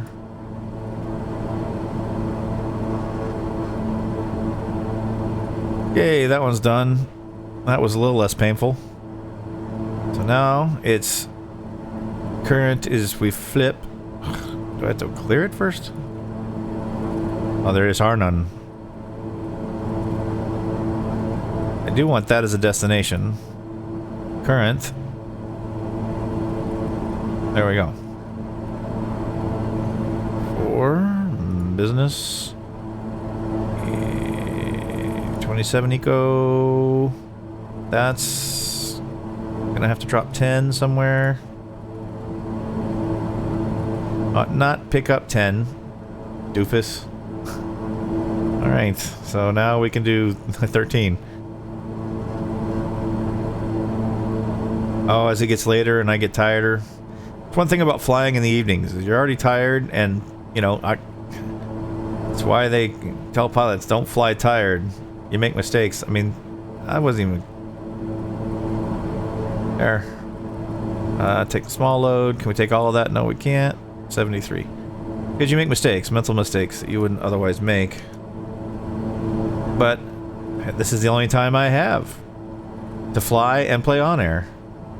So doing it tired means I make mistakes. And the good news is for you, you get to enjoy the comedy of watching me make the mistakes because I'm tired when I do all this.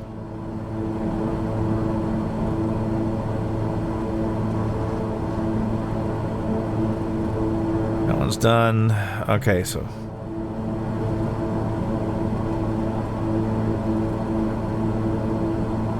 okay, fine. I do want the current to be that.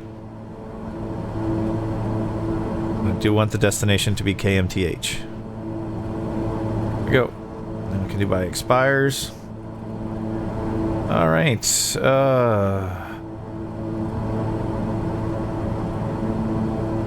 any business? Or there is this business can go, these first can go first. Then we'll pick up our other business first. Okay, and then we'll pick our eco out of here. Won't be enough. Got to kick 9 off.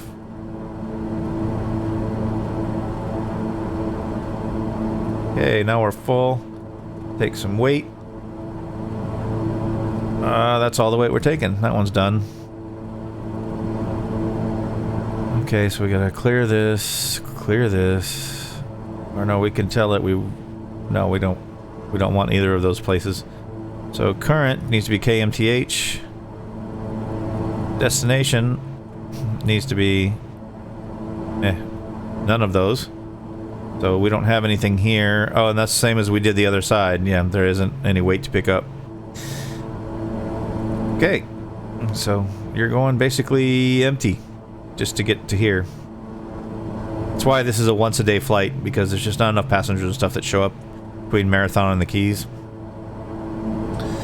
KQX to MWCR. We need.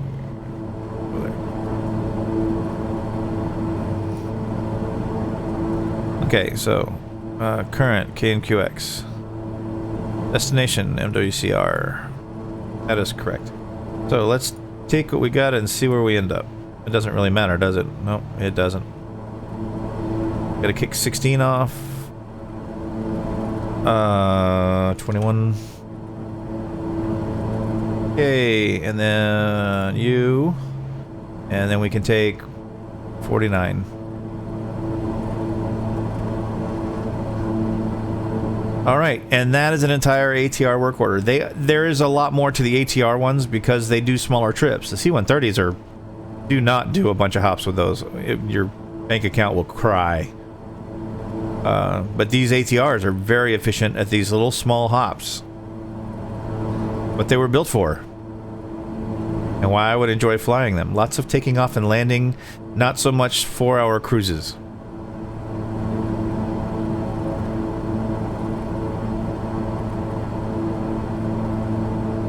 I think we've got this all set. Force crew to rest at arrival. They're on a 7.5-hour jaunt. See you later. All right.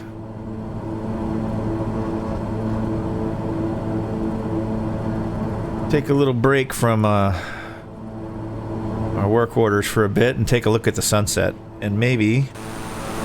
Okay. Drone has been drinking. Get some pictures of our fine aircraft flying over the Gulf of Mexico. Because we have to do thumbnails and things. there. This angle, I'm not gonna get that, so something like that.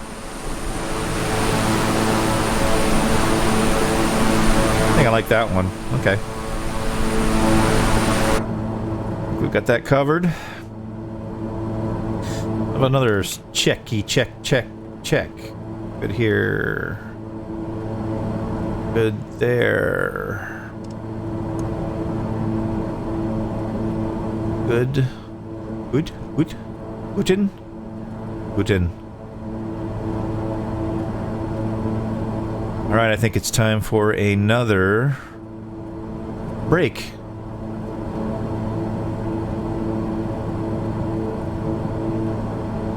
So I'm gonna go do non-pilot things for like 5 minutes.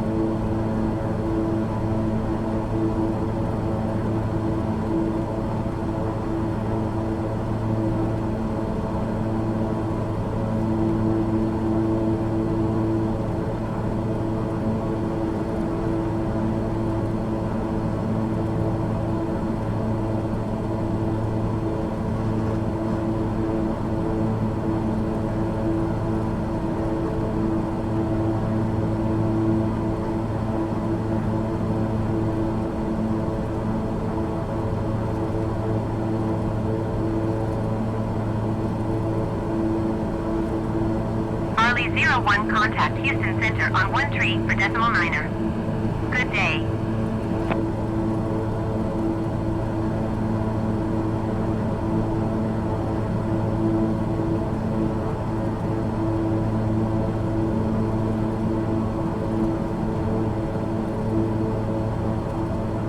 Barley 01, did you copy?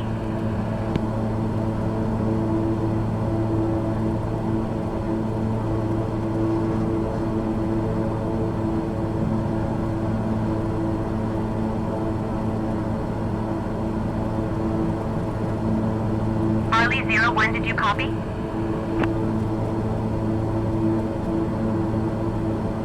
One tree 4 decimal niner for Barley 01.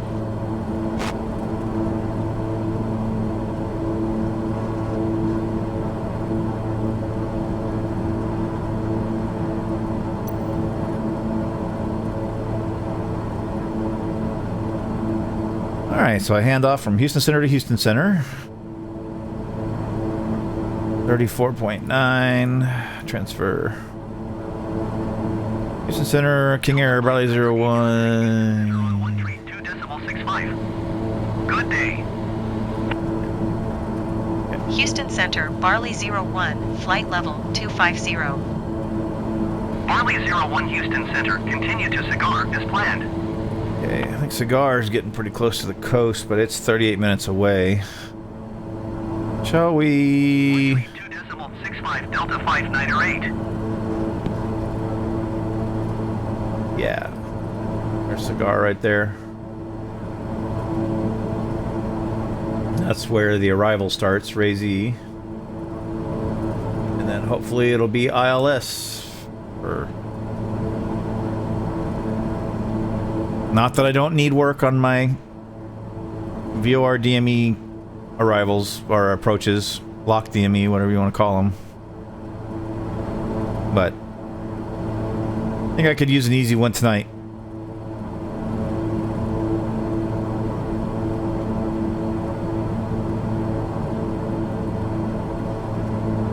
Tomorrow is going to be a busy day. So I have to figure out if I'm going to try to fly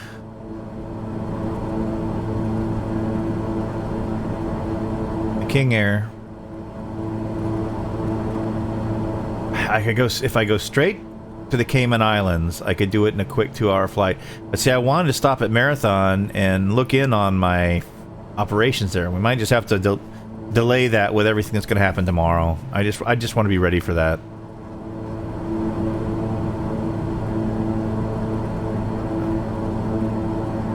Now, I'm pretty sure Microsoft will not give us a detailed manual like Black Square does, you know, for their aircrafts. So I'm going to have to research 6 ways to Sunday. And it has a flight management computer, which I have not used in at least a year. I just don't fly jets.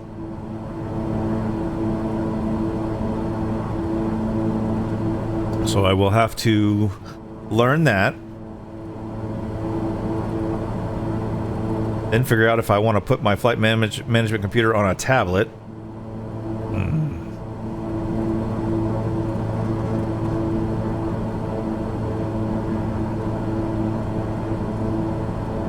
Alright, so we're going to get in a little early. Looks like maybe 20 minutes ahead of time. That's good. We're definitely coming in with more fuel than we expected. But hey, we haven't done the approach yet, and there's a chance that I have to do it twice.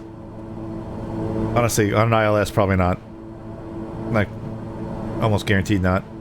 It's the VOR DME ones that sometimes the first time around, unfamiliar, I end up doing a second time because I want the practice. Uh-huh. Yeah, that's the ticket.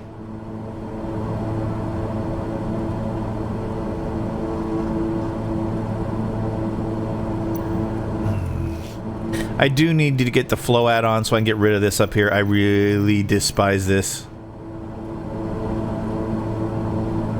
It's just one more thing to do, and the more things I have to do, the less time I get to fly.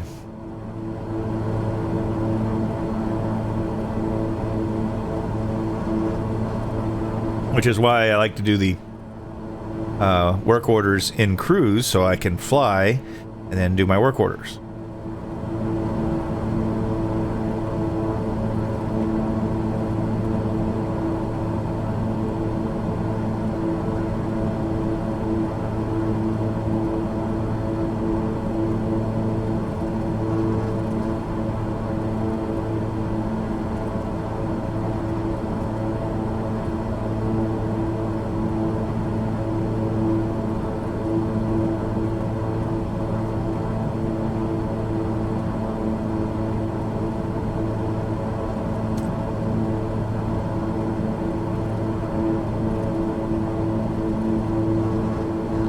That's where Black Square did such a phenomenal job on this aircraft.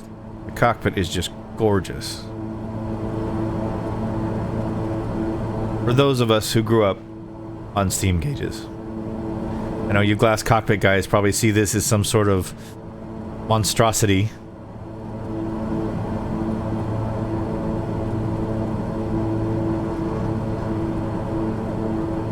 That's okay. I think the ATRs have glass cockpit, so I don't know what they're coming with. I really don't. I doubt I don't know if it's G1000s or if they're going with some sort of, I don't know what's in an ATR. I've never been in the I've been on one, never been in the cockpit, so I couldn't tell you if they're flying like Collins stuff or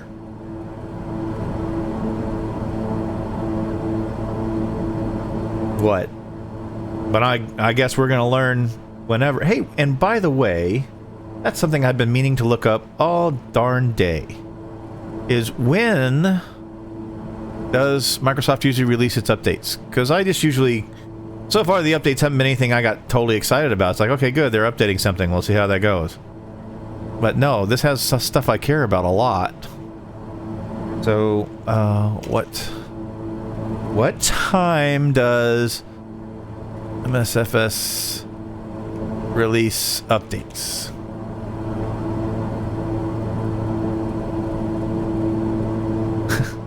And the answer is every Friday. Search engines at 12 p.m. Pacific. At noon Pacific. Yeah.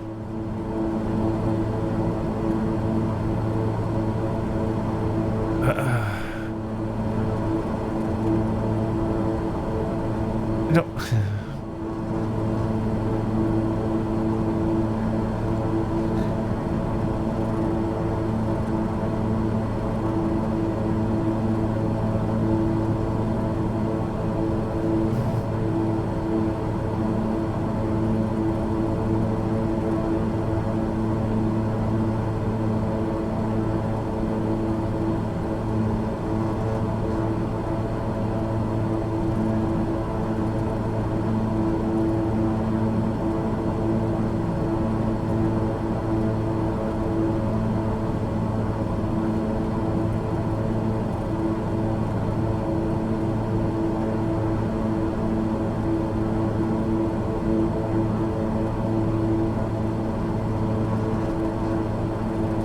Still looking.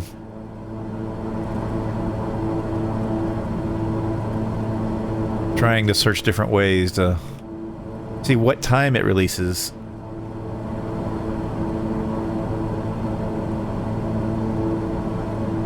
World Update 13.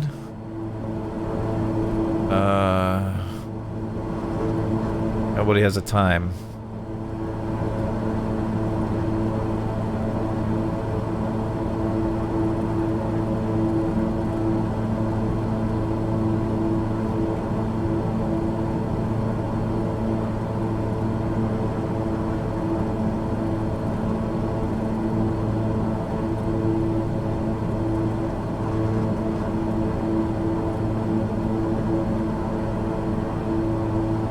So the last two released at 3 o'clock in the afternoon, 4 o'clock in the afternoon, and 8 o'clock the night before.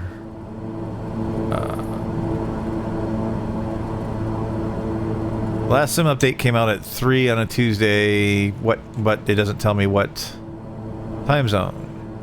Oh, that says current time is UTC. So if that's...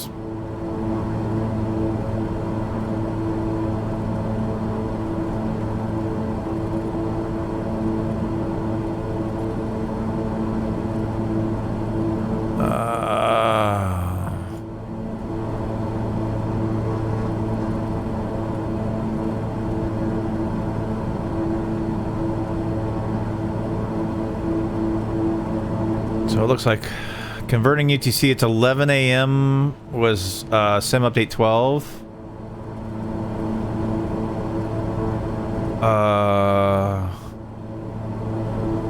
Sim update 10 was at the same time. Sim update 9 was the same time. If they're saying 1500 UTC on this patches and notes site, I don't know how much credit to give it. It says, oh no, it says current time is UTC 11, but what? It doesn't tell you what time zone that is. Delta filter. It looks like they're saying in UTC, so that would be like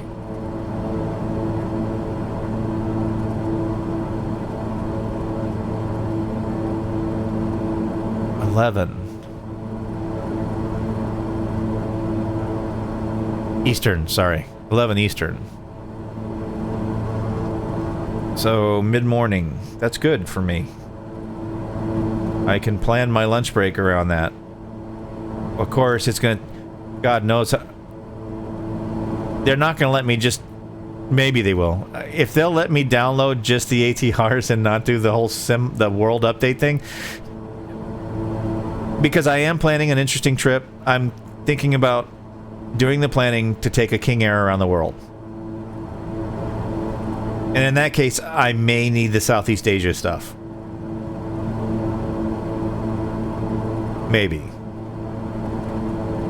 Or maybe want it. You know, when you go around the world, you want to see places, right? Not just get around the world as fast as possible.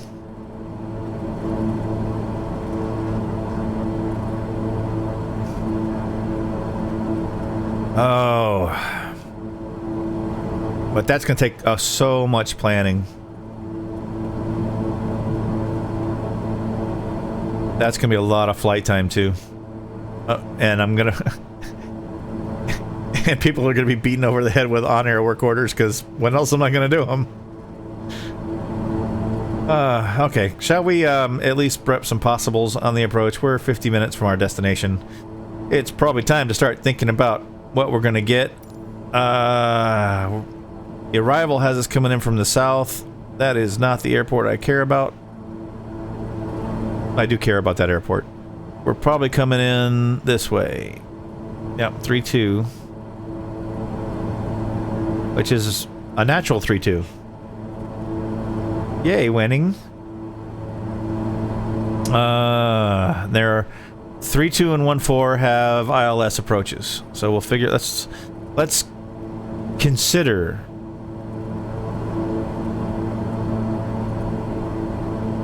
hello? Thank you. Approach. I already have the arrival. I don't have to load that. And I'm hoping, on hope, that we get this. So I'm going to pin it.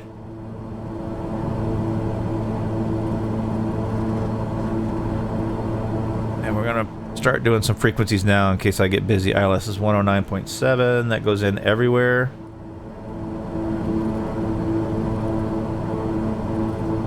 Okay. I guess in case we get lost, we can put Sarasota in 117.0. And then over here, when you do the same thing, let's go push for that 109.7.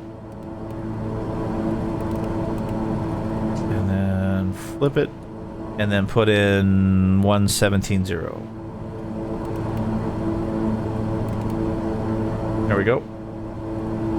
We can decide what we want where. Oh, but this one, we just go ahead and switch over to VLOC.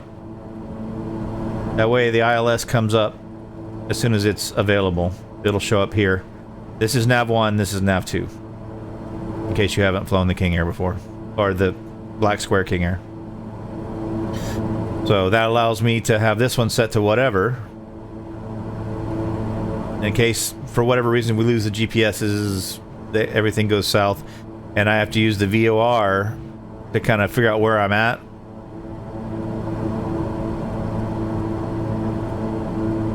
I go into the VOR to Ringy, do a procedure turn, and then be back on the LILS. Okay, so now for if we screw it up, what do we do? Looks like we climb to 1,000 straight ahead, then turn right and climb to 3,000 feet and go to... Oh, it's good. We have the VOR set on radial 30 to pairs.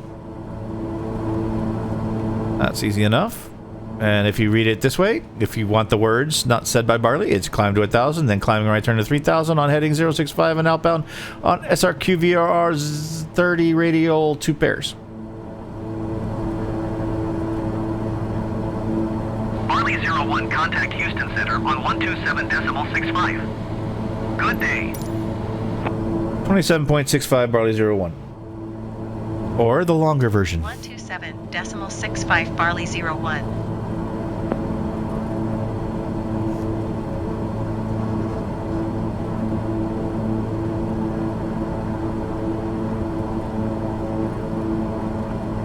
Houston Center, King Air Barley 01, with you at flight level 250. Houston Center, Barley 01, flight level 250. Barley 01 Houston Center, continue to Cigar as planned.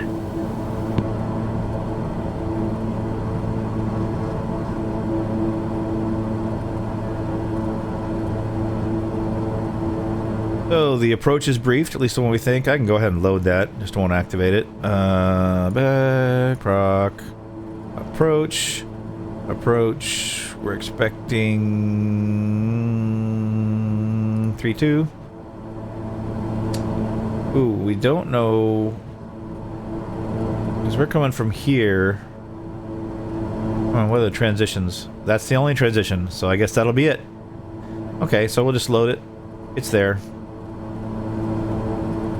Look at it now. Let's see what kind of trouble that gives us. Well, we wouldn't go way out here. Should come off of the Ray Z arrival, so I don't know what that is. So there's the Ray Z arrival. That brings us in, right? So, to there. Yeah. And then we have a procedure turn. Yeah. Okay. Yeah, we overfly KSRQ, procedure turn, and then whatever. Okay, I'm good with that.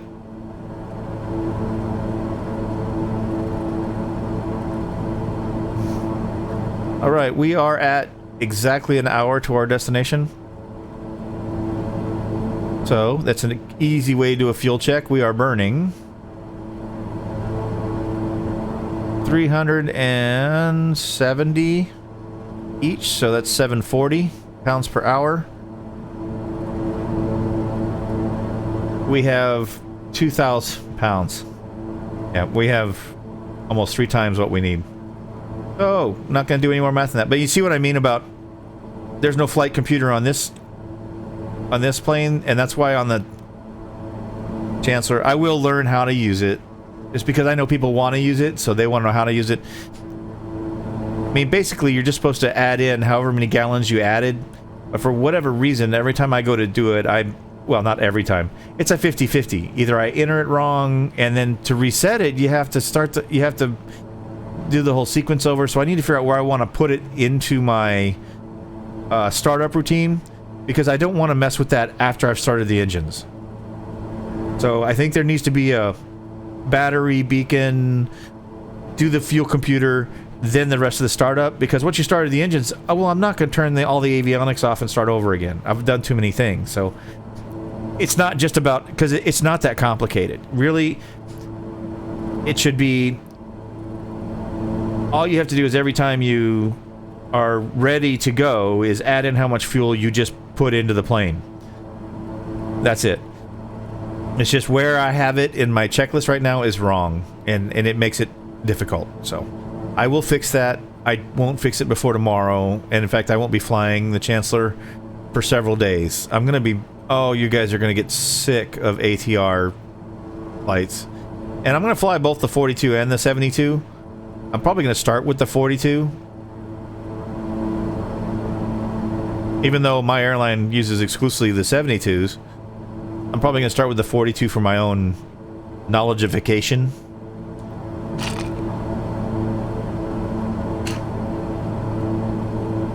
And then I'll move up to the 72.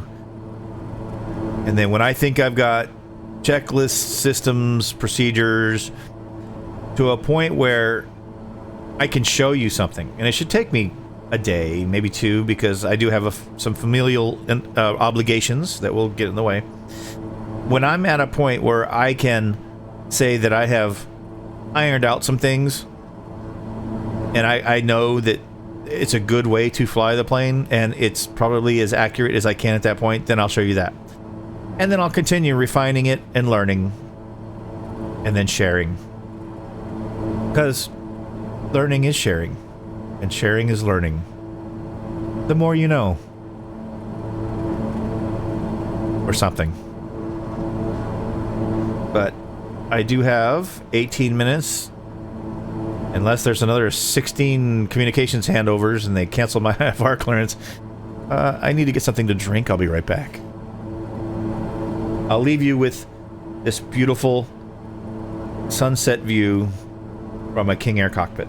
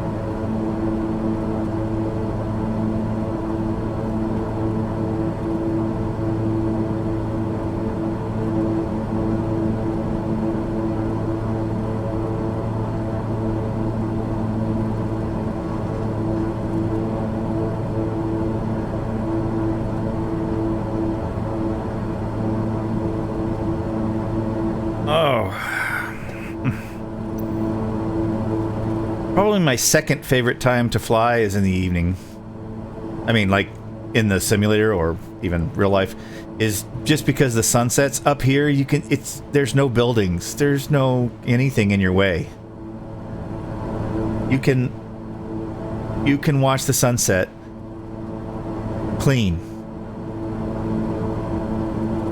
Just nothing, no distractions, no whatever. Just beauty. And then nighttime. Oh, look, it's sinking below the horizon as we speak.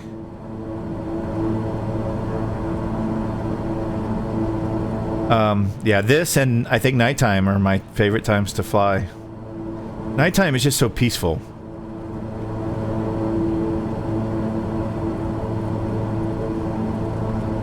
The reflections on the wing and the engine nacelle. Just all of it.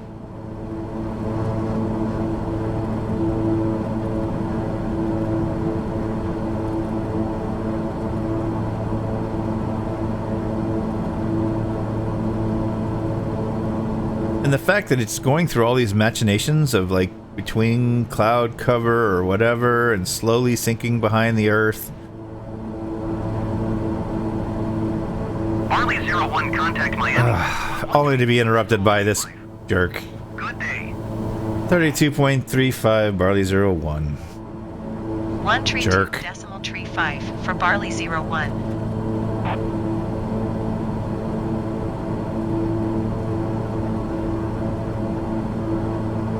Miami Center, King Air Barley 01 with you at flight level 250. Miami Center, Barley 01, flight level 250. Barley 01, Miami Center. Continue to cigar as planned. Oh, so you're saying it's okay if I continue staring at the sunset? Then leave me alone. Oh, it's gone. So pretty. The stars are coming out. You know, I've never looked. Are the constellations correct? Could you navigate? Could you do celestial navigation in Microsoft Flight Simulator? I couldn't because I don't know how to. I've seen I saw a sextant once. No clue how to use one, especially not at night, not for star navigation. I mean, I have a basic idea how to do it for calling noon, which is completely useless for celestial navigation, I think. What do I know? But I don't know. We're going east. So north is that way, so that would be the Big Dipper and such. Is that what that's supposed to be? I don't know. We'll let it get dark and maybe we'll look at stuff. Not that I'm an expert, because I'm not. Oh, we can start turning down some of these indirect stuff. So, tone that down a little bit. We can turn down a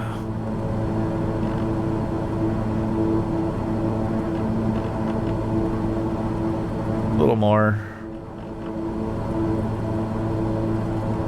Then we're gonna have to mess with the. Let's get all this stuff ironed out now. No. Okay, yeah. Don't want to be messing with this during approach. Just get levels comfortable where I can see, not too bright. That looks about right. No, still a little bright on the instruments.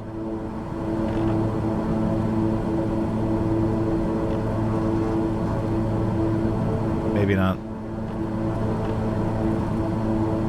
Alright, that looks about right.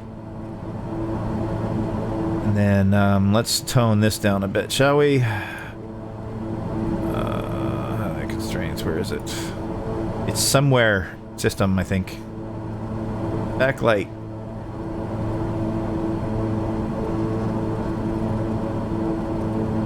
There we go.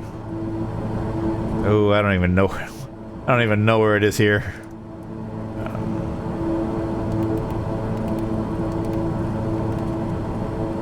Yeah. No clue where you tone this thing down. Apparently not there. Yeah, that's bright.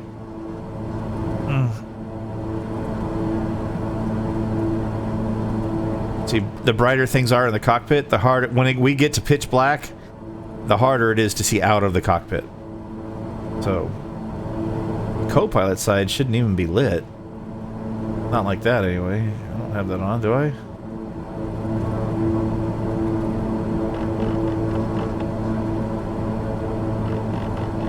Guess I did. Yeah, if I need them, I'll turn them on later, but I guess the system stuff I need. Copilot gyro instruments. American Tree 45 contact Yeah. Houston Center on 12. That'll be fine. Good day. Yeah. Want your instruments visible, easily visible, but not overly glaring, so that you can see outside the cockpit. 127.65 for American Tree 45.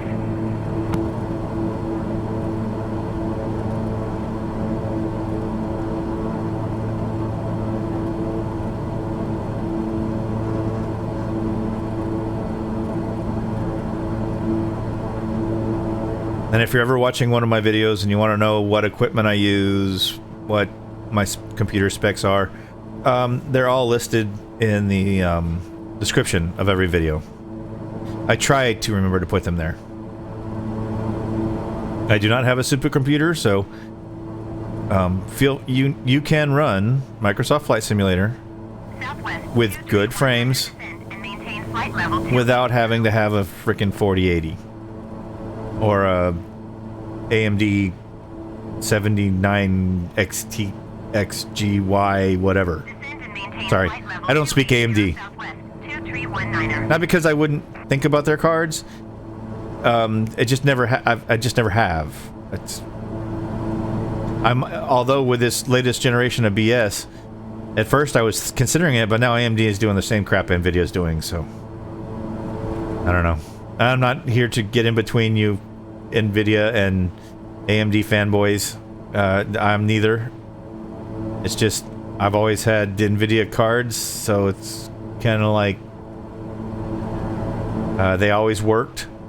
I never had any of the driver issues that, you know, all the AMD stuff had years ago, and I know those are gone, but so I guess Spirit Wings 1966 descend and maintain flight level. we'll see how stupid Nvidia gets. If they lower the 4070 to like 500 or less, which is where it belongs, or the 4080 to like Descend and maintain flight level 300 Spirit Wings. 800 or so, then great. I'll have some faith in them that they understand that, hey, people were given thousands of dollars of taxpayer money in gigantic checks, and that's the only reason you were able to charge that bullshit in the last couple of years. It's not happening anymore. That money's gone. No one's gonna pay $1,500 for a graphics card. Well, somebody will, but not the average consumer.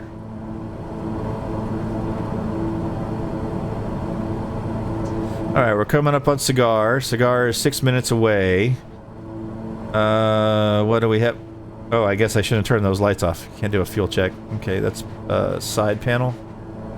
It's really hard to tell which one you're turning from here. There we go. Side panel has some lights on it. There we go. Let's not turn off the lights on the thing that tells us how much fuel we have. 1,800. How much should we have? 1588. Yeah, we're staying pretty consistent. 200 above, so yeah, fuel's not going to be an issue. If it was going to be an issue before now. I mean, we're nearing the Florida coast now. Southwest 290 tree flight level 410. Southwest 290 tree Miami Center. Continue as planned.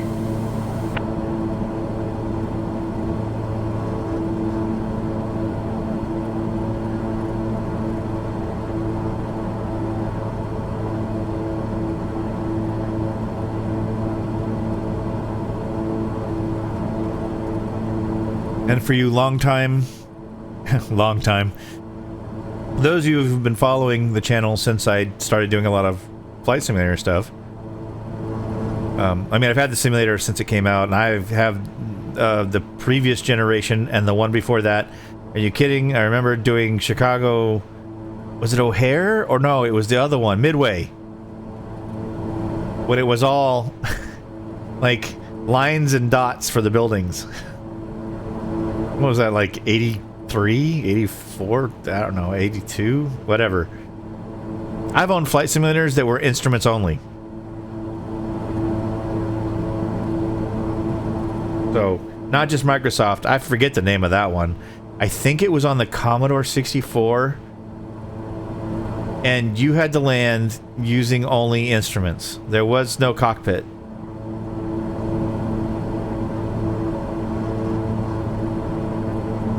And there's a big difference between an approach to landing and landing on instruments. Because honestly, I don't fly an aircraft, or I've never flown an aircraft that can land on instruments.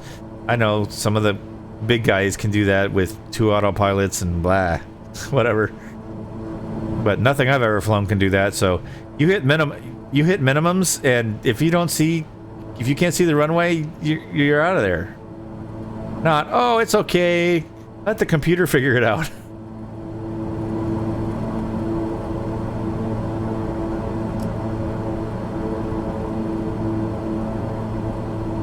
Because I've seen ChatGPT do math, and it's terrible.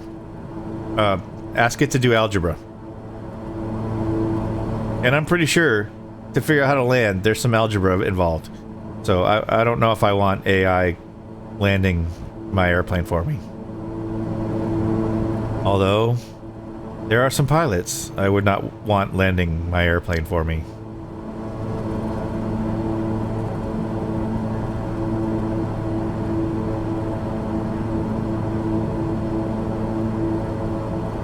Oh, I'm so excited about tomorrow. Oh, it's killing me. So 11 o'clock.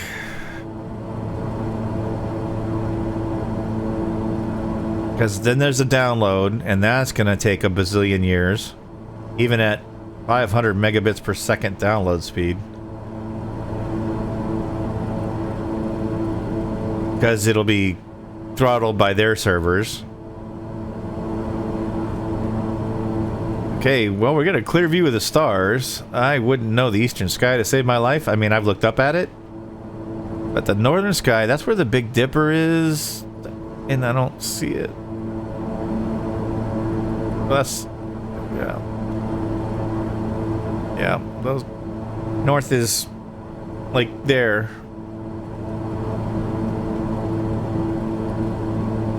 Is that supposed to be a planet? I mean, that's pretty big. I don't know.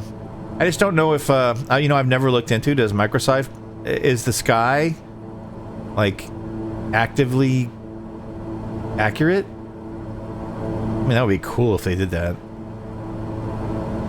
Could I use it? Nope. Nope, not one iota. No. Would I maybe think about learning? Sure. You know, the bomber pilots in World War II did that. They did celestial navigation from a navigator's bubble on the top of the bomber. That's just crazy. I mean, you're moving so fast. You gotta be able to take those... Take the position of the star quick and then look it up in a book and... No. Oh, and they were like 19-year-old kids. 19-year-old people. I say kids because I'm ancient, but... Trust me, ask my kids. Who are also not kids anymore, they're both adults. They're still my kids. You cannot tell me different. Neither can they. They've tried.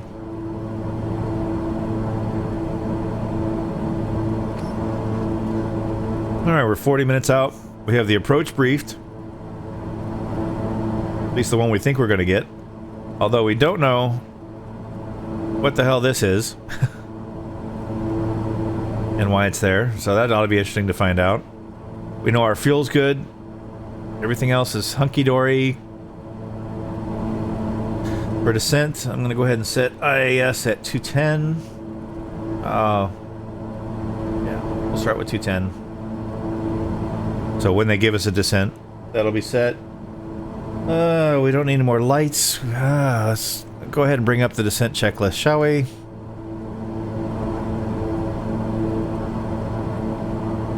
Just to have it ready. 1500 set local lights as required. Yeah, there's... That is bright. Oh, and we're gonna want to change this to night mode because that is gonna be a real distraction. Settings. Going to 119er decimal 1 Spirit Wings 1966. There we go. That way, when we bring this up, it doesn't flash blind us, so to speak. Oh, but my checklist is... Oh, I need to put on... Is there a night mode for spreadsheets? Yeah, that's super bright up there. Oh my gosh. You know what? I may have to go on memory. Because that's just too bright.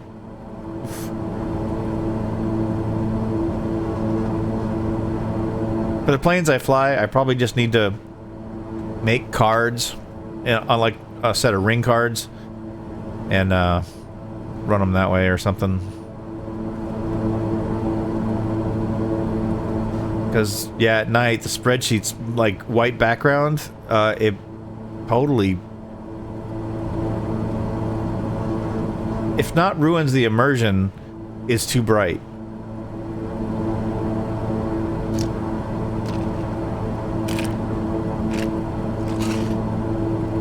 Okay, so now I want you to see what I mean by the most peaceful place in the world.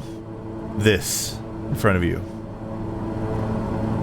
Dimly lit cockpit, stars in front of you, Earth below, the gentle hum of turboprops on both sides. This is, to me, if I was not flying, if I was sitting in the back, I'd be asleep already. Trust me, I know.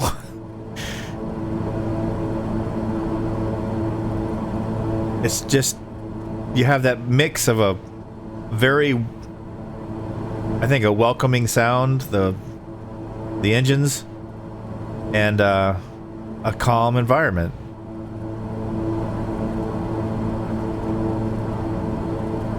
And this is not part of it. This must go. You must all go.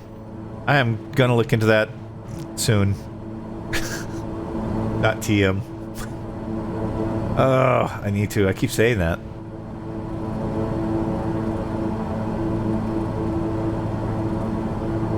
But not now. We're about to start an arrival. I don't think that's the time to start looking into what add-ons I want to procure.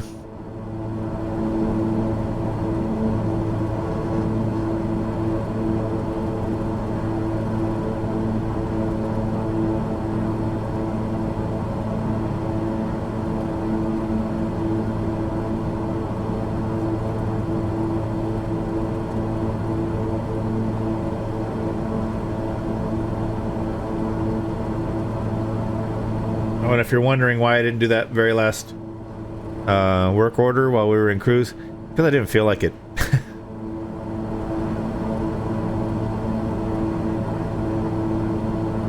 I did a full day of work. I just wanted to fly tonight. So we did what, 1, 2, 3 3 work orders. I'll finish the last one on the ground after I get my flight in. But sometimes I just enjoy the sights along flying. I mean, stuff like this just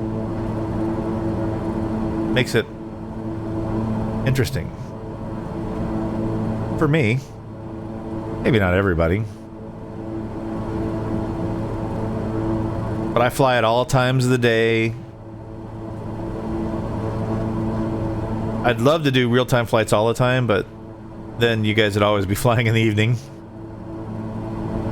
Gotta go do the real job first. So I don't think I've done a like early morning takeoff, like 4 a.m. or something like that, to like a sunrise landing. I think I'll have to plan one of those. See to figure out where I want to go to and from to make that happen. Because I've done a couple of sunset to night because that's when I get home, you know, when I'm done with work. So that's like just gonna happen a lot. I've done some full night takeoff and landings, and I've done some full day stuff where I just backed the time off, so it was like, oh no, it's noon. Noon or whatever.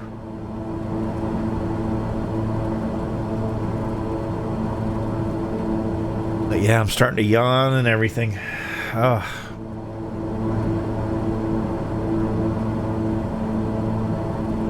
This will be there in 33 minutes.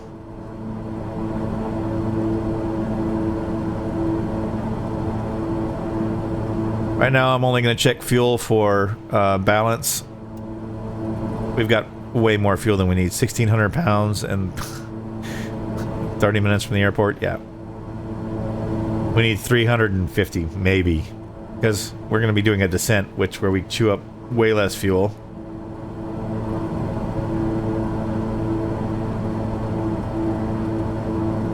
Clouds are starting to thicken a little bit, and we were a little worried that something like that might happen. My flashlight, apparently. So that's on right there. And increase the range. Make sure we're not running into something we weren't expecting. Miami Center, Sun Country Tree 069er, flight level 390. Sun Country Tree 069. It's hard to pick out, Continue as planned. but there's a cloud line right along here. It's where the stars disappear. So that's telling me I'm probably going to set that to like a down angle. I already got it 3 degrees down, so yeah. We're just watching for precipitation. I already have my pitot heat going. Do I need it? Yeah, I do. Just in case those become a factor. Just paying attention to the small stuff. We're gonna get a radio call here shortly to do something. This is the beginning of...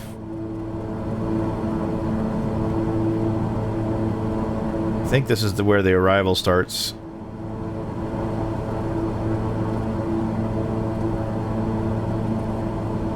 Oh no, this is the second point of the arrival. We're already on the arrival. 21,000 feet is what we should expect. So let's set that.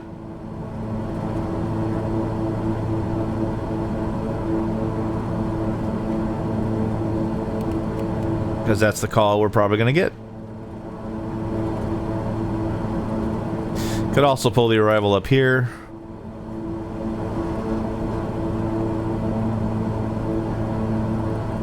So we're coming in this way.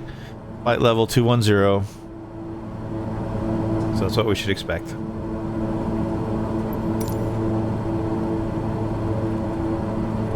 Staying ahead of the airplane, I mean, really rotating the dial 4 times wasn't that big a deal, but the more things you can do before you need to do them, the better.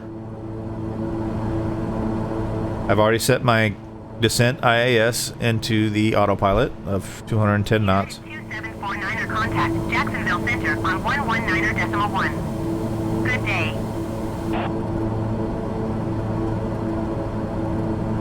Now I'm expecting to hear from Miami Center.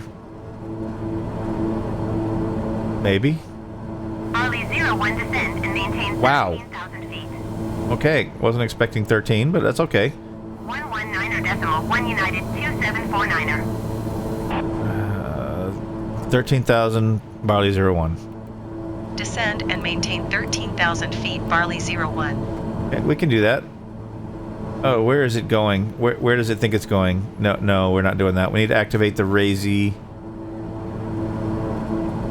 Activate leg. Yeah, it's doing something stupid. Okay. You want to do a right turn now? Yes, you are. Okay, good. Good boy. Okay, now let's set our descent. Let's pull our power back. And we hit the IAS knob. Let's do about... take it down to about 30% torque.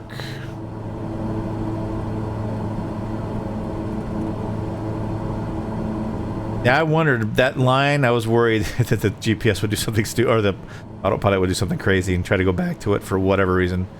But we have monitored and corrected the AI that tried to do wrong things. Good day. And that's what your job is as a pilot. Monitor the robots. We are descending.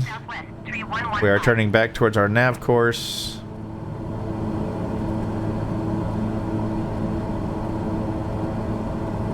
dropping at the specified expected whatever vertical speed. Yep. Right, 3 greens over there. Everything up here is hunky-dory. Everything here... crispy. Fuel is balanced. We have more than we need. Hey. It's nighttime. We're above the clouds. We can't see squat. If you're looking out, it's just for beauty, because it's not going to help you fly. When we drop into this cloud layer, you're definitely not going to be able to see anything. Polaris 4312 traffic is Trust 4 miles at the flight instruments. level 370 Boeing 737. Report them in sight.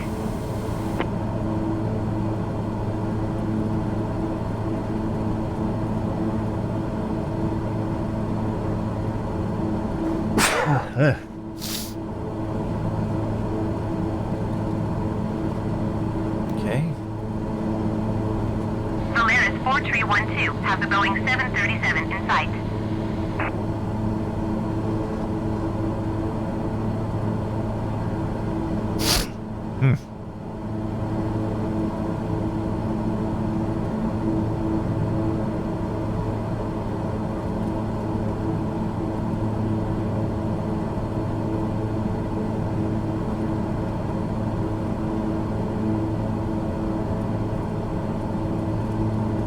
Alright, let's let everybody know that they can no longer walk around and play with their bags.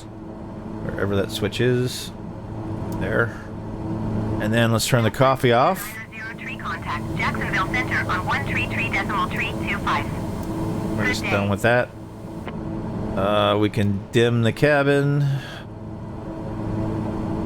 There we go. Turn our flashlight off now. Going to 133.325 Southwest 2903.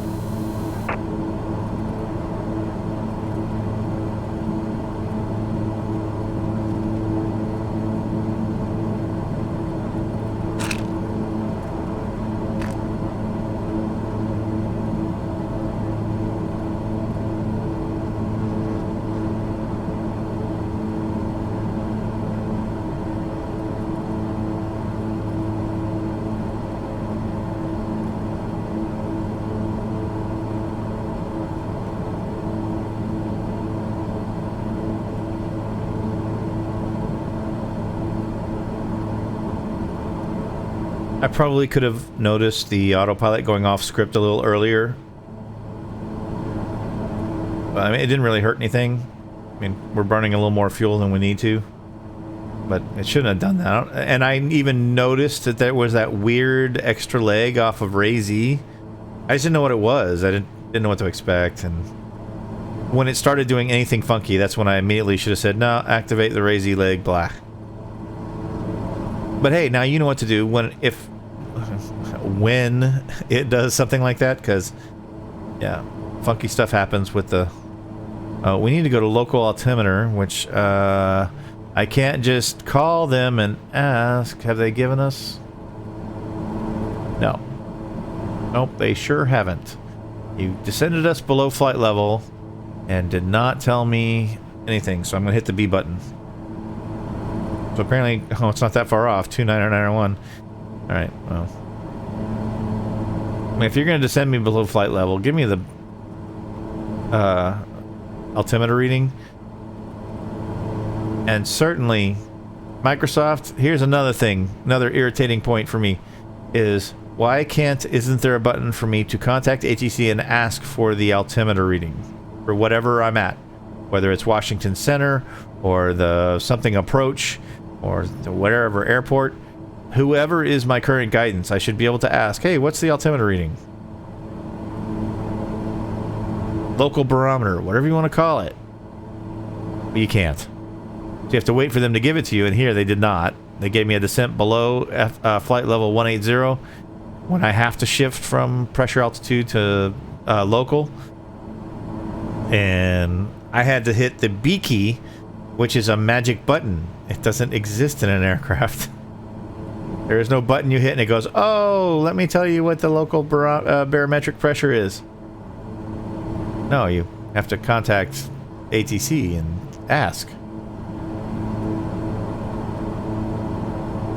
Or decide you're a cavalier and you don't care. Whichever. Bring that one in.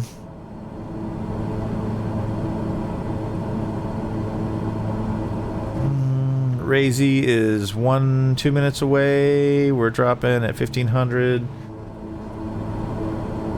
Bring it down a little more.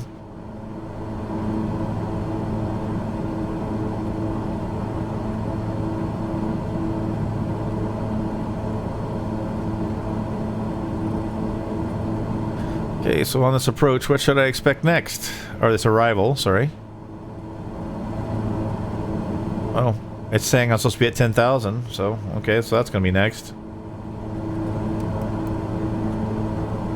Oh, I shouldn't have done that till it corrected. Hold on, I haven't been given that. Wait till it goes to alt mode. But, there we go. I want to settle at 13 because that is what they gave us. But yeah, at Ray Z, we're supposed to be at 10. Not above, not below. See the two lines? But this is Microsoft's ATC.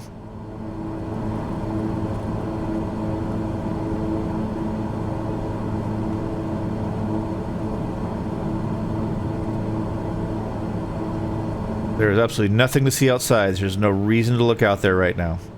I mean, you can scan for other aircraft, but once you get in the clouds, you're not going to see them anyway.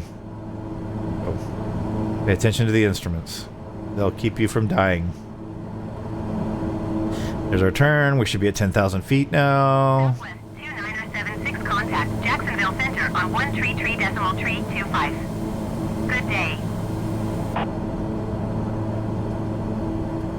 It says we should expect radar vectors, but Miami Center, Endeavor 5236, flight level 370.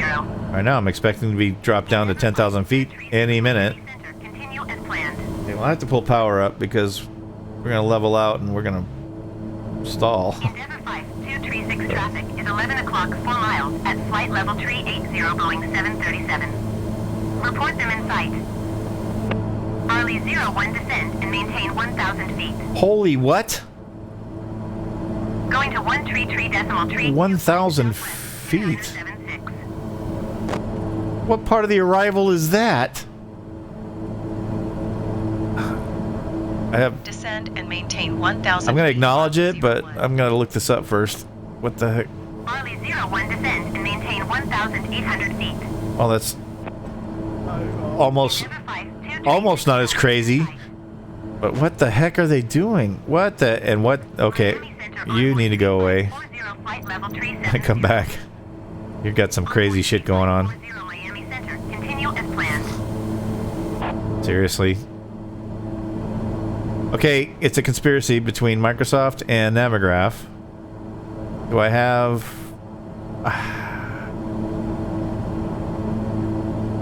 Is there a queue? We're planning on... Yes, damn it. I'm dealing with your bullshit. Descend Fine. and maintain 1,800 feet, Farley 01. That's stupid as crap. That's not on the arrival, it's not...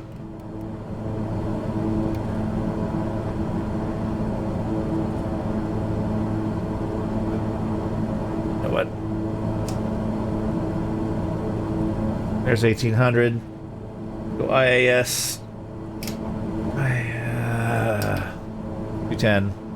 Pull the power back. Way back. That is not part of this arrival. Okay, so let's go to the approach and see if there's something on there that I missed. Runway 32. Yeah, that had it set, but we had to pitch out because you freaked out.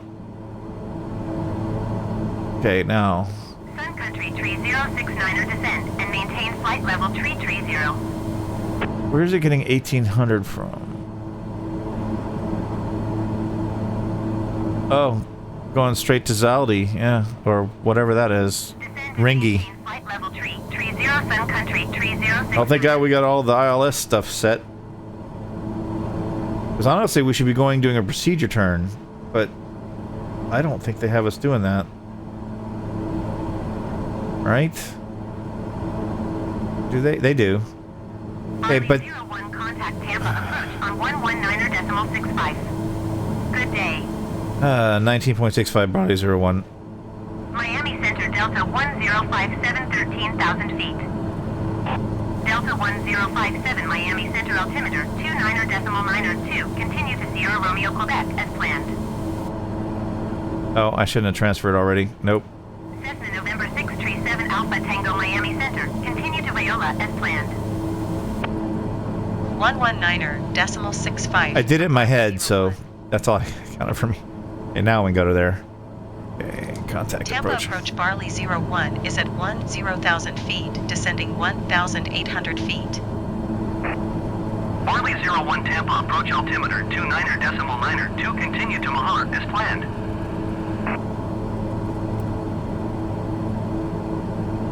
Okay, so 299.2. We'll keep doing what we're doing, which is descending too far. And then...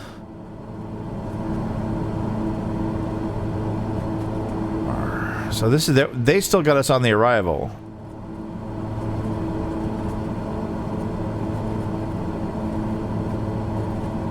There's Mahar right there. And I would not have expected to be this low here. But whatever. And I ain't gonna get there by then. Keep that up. Minimize. Alright, landing and taxi are on. All the fun, all the time. Microsoft ATC. That should be their logo, motto, whatever. Alright, so we need to really stay on our toes because we're getting some... We shouldn't be at 1800, and I'm going to show you why. Sorry, I was handling radios and stuff. When you come into Ringy, you have to be above 1800, right? There. And then when you do the turn, when you do the procedure turn, you come into it at 1800.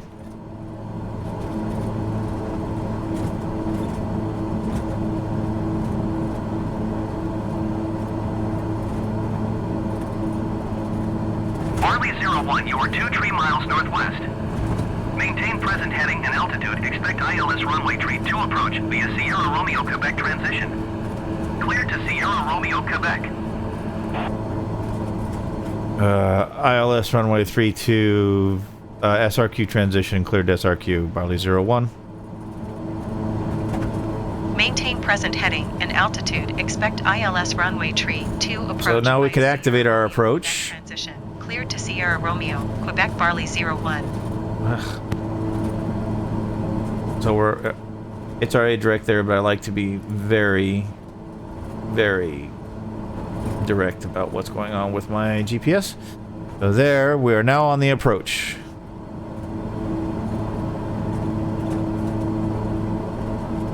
Yeah, see, we're supposed to be above 1800 when we come in, and then go down. Doesn't say by what. There's no procedure altitude. But yeah. Yeah, 1800. Okay, whatever. That sounds like a collision waiting to happen. So yeah, 2 Ringy. 1800 feet going this way, 1800 feet going that way, but that's not what they show here, so that's... Okay, so it's following it.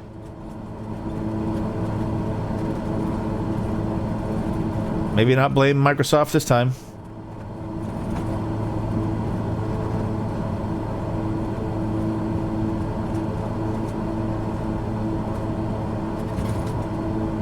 I would like a little more on the avionics panel.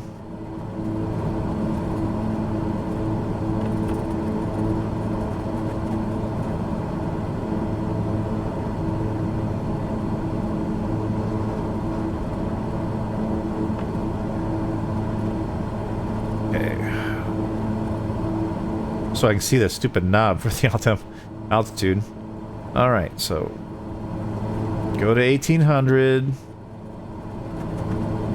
Overfly Zaldi. Go out here, procedure turn, and then line up on the ILS. See the runway now, but this isn't the direction we're landing at. Alert, bring our power back up.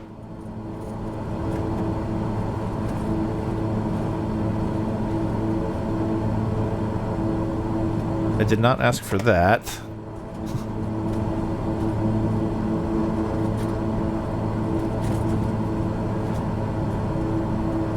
We are landing 3-2. Yep. Basically, this approach is overfly the runway, go out here, do a procedure turn, turn around, get on the ILS,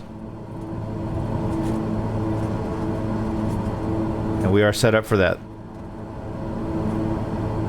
No surprises.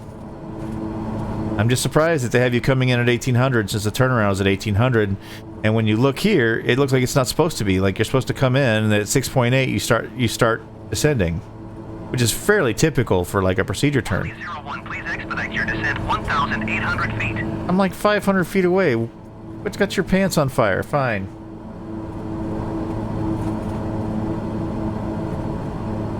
Not said on the radio.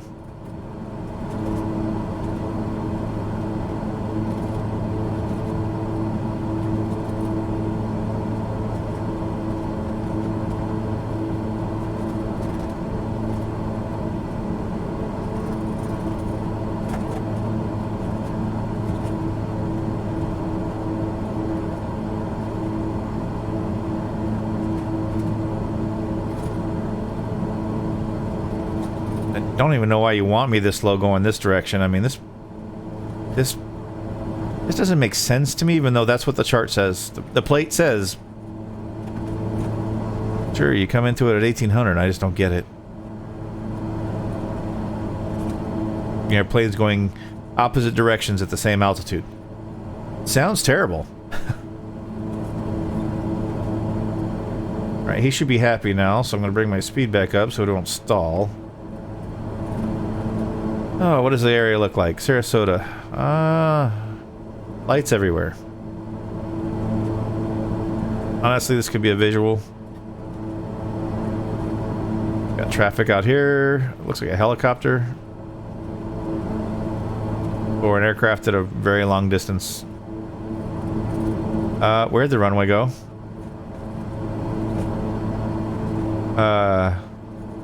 Well, that's disquieting. Oh, there it is. It's a runway that comes and goes as it pleases. What the holy... What is going on with that?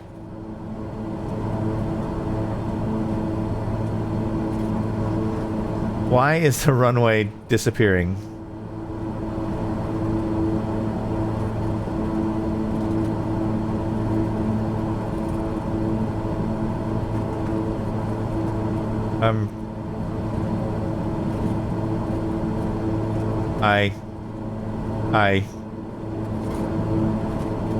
What is going on? Is it like a flock of birds? Is this going to be a really interesting landing? Oh, why not? It's barley, right? Oh.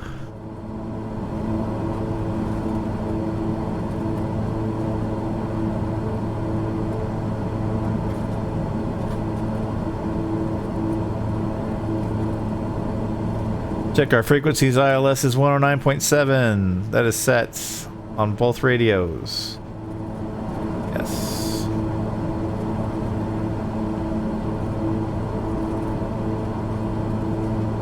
So we should see a backwards ILS when we cross over the runway.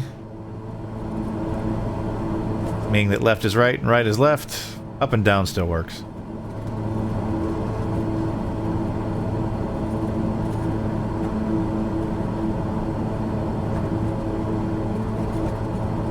I still like this better for ILS because it's really not easy to see this little tiny glide slope thing. For me, anyway. To each their own.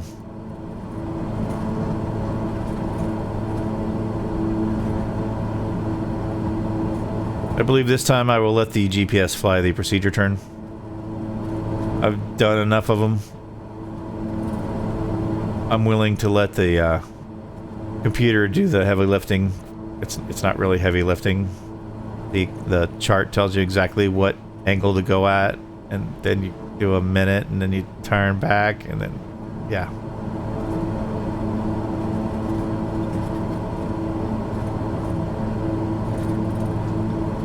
All right, so we will start setting up during the procedure turn, because we need to be configured by Ringy on the way back.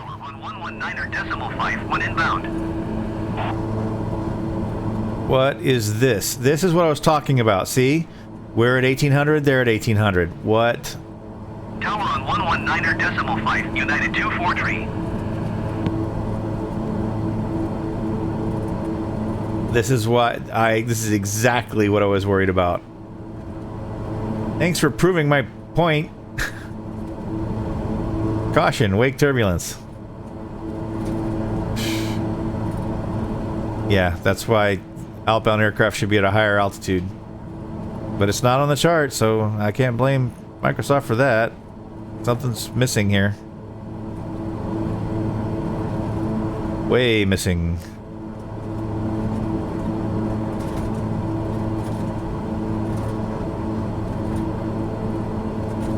And absolutely no notification from ATC. Oh god, what is this gonna be?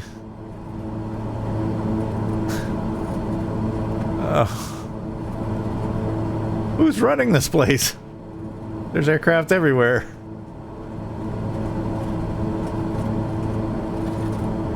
I mean, that's two questionable separations. I think they're having like a Christmas party or something, a spring party in the tower.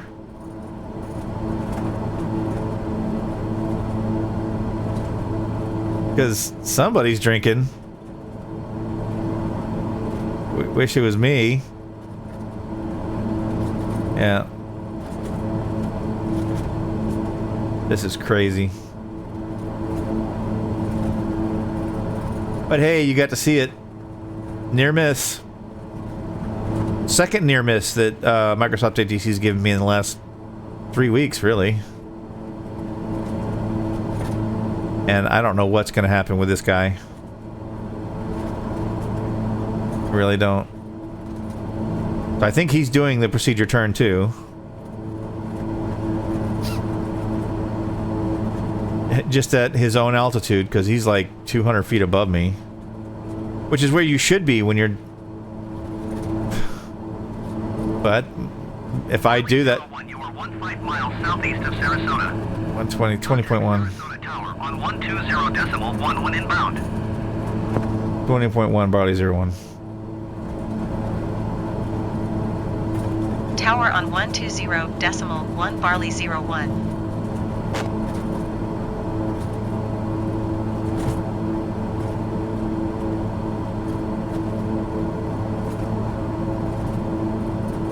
Okay, we got tower set, and we'll let them know once we've turned to inbound. Which we aren't there yet. Where did that other guy go? Had to set radios. Okay, he's back there. He's not a factor anymore. Okay, so we won't worry about him. He's way ahead of us.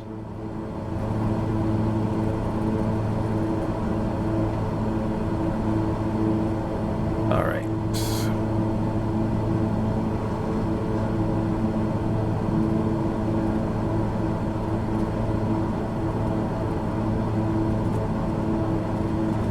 Start pulling power back so we can get some flaps going and some gear going and all the other going.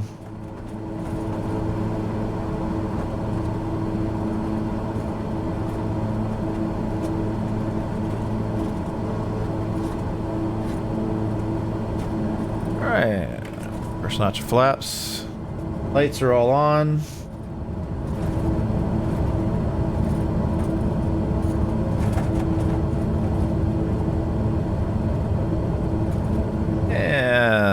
There go the gear.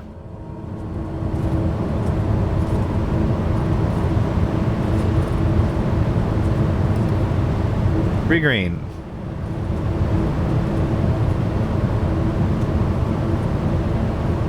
Props full. Fuel condition to high idle. All lights are on.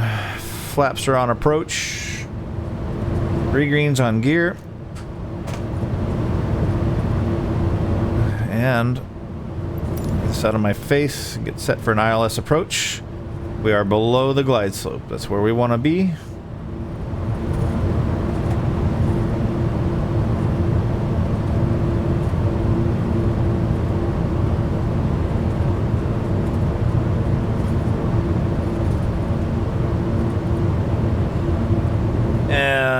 Approach.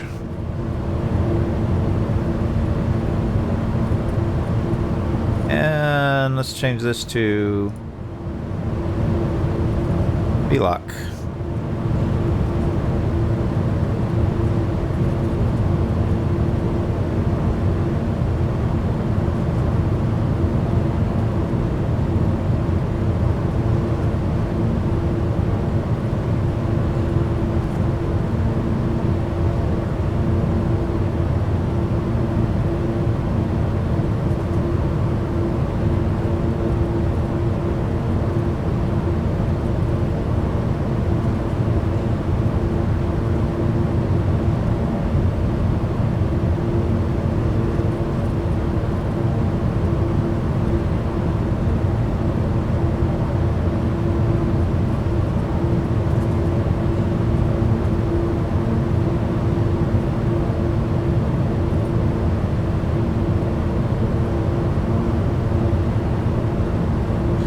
Have a visual on the runway.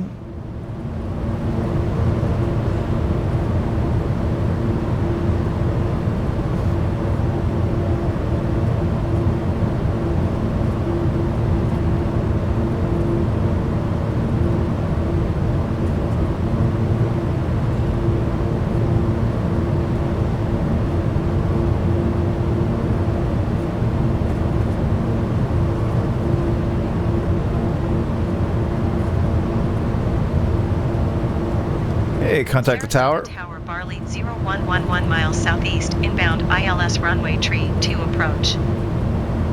Barley 01 Sarasota Tower. Altimeter 29er.9er 11086 at 7. Cleared ILS runway tree 2 approach. 086 at 7. Cleared ILS runway tree 2 approach Barley 01.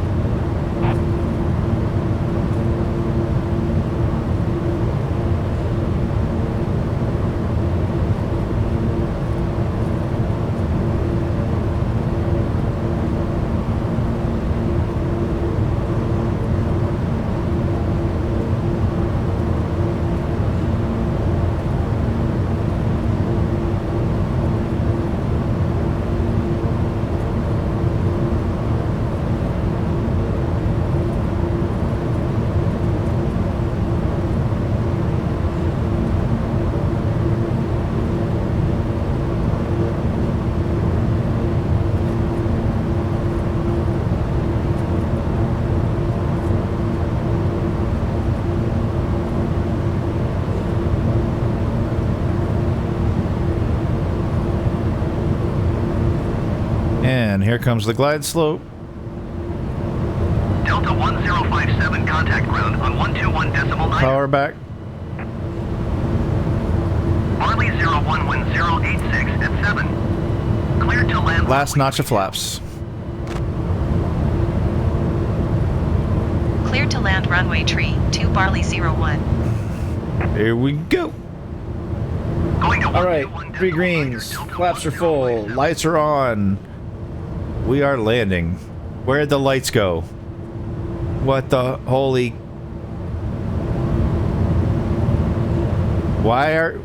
What idiot is... What idiot is playing with the lights at this airport? What the hell? Is this some sort of comedy? There they are again. What weirdness is happening out here? Okay, pulling our speed back a little, 120 about right. What is going on? Okay, we're at 110, 115, we're good. A little high. All right. Autopilot off. Yaw damper off.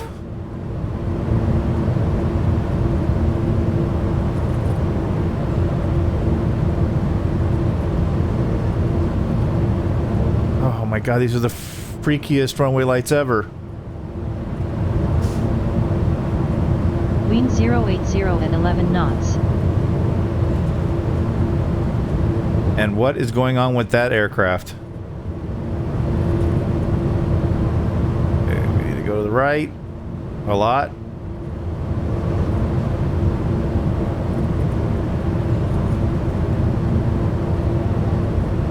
I don't know what's going on there, but this is definitely the weirdest thing I've seen. It's okay. Taking off the wrong direction. Okay, great.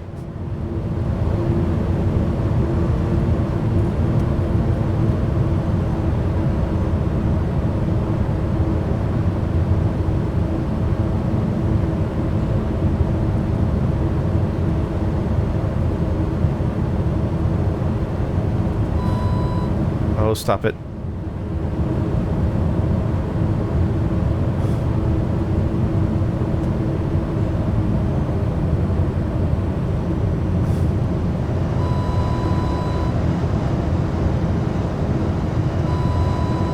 Landing time logged.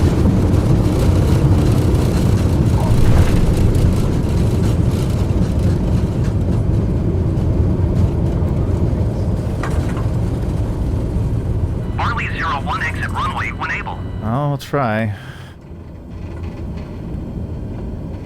Barley 01 contact ground on 121.9er. Okay. We're here. Off landing lights. Flaps up. 121.9er Barley 01. All right. Well, congratulations, we lived. But that was the freakiest thing ever. What the heck was that with the lights? There's no, the cloud cover isn't that low. And then the 172 or whatever it was, taking off the wrong direction. Apparently Sarasota is like the most dangerous airport in the world. At least tonight. But okay. Do I even bother parking? With everything that's gone wrong so far? Fine. 121.9 for ground. Let's see how this goes.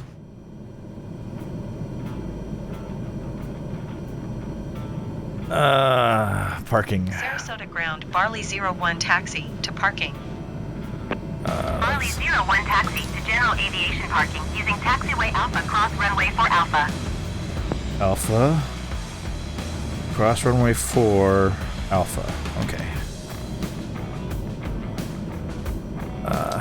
Taxiing to general aviation parking using taxiway Alpha cross runway 4 Alpha Barley 01. That's not helpful. Alright.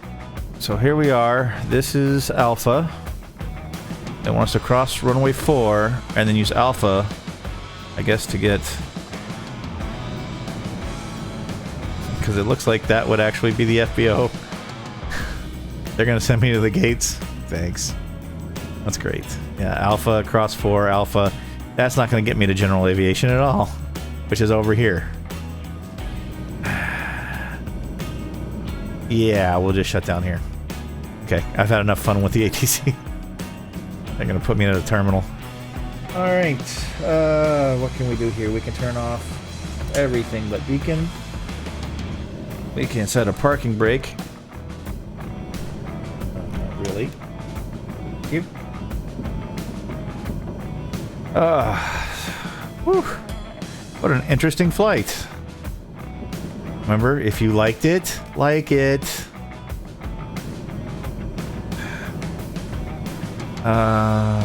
Tell these guys they can play with their bags.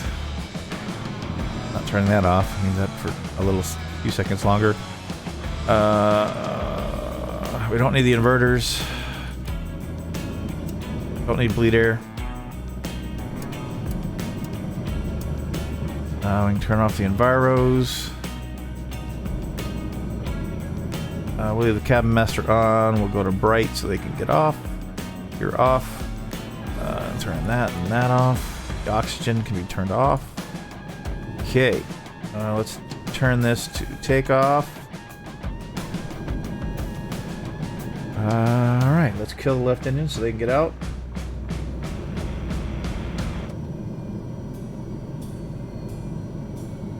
Yes, thank you for your caution.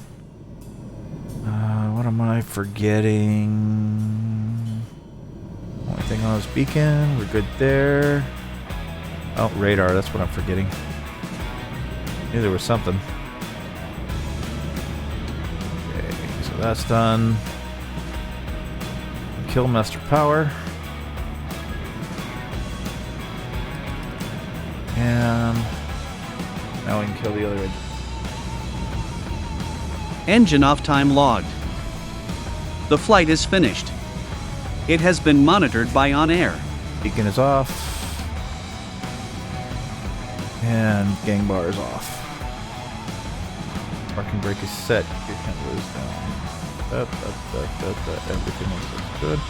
Everybody's getting off in the middle of the taxiway. That's perfect. Oh, turn that off. All right. Thank you all for coming with me on this somewhat long flight.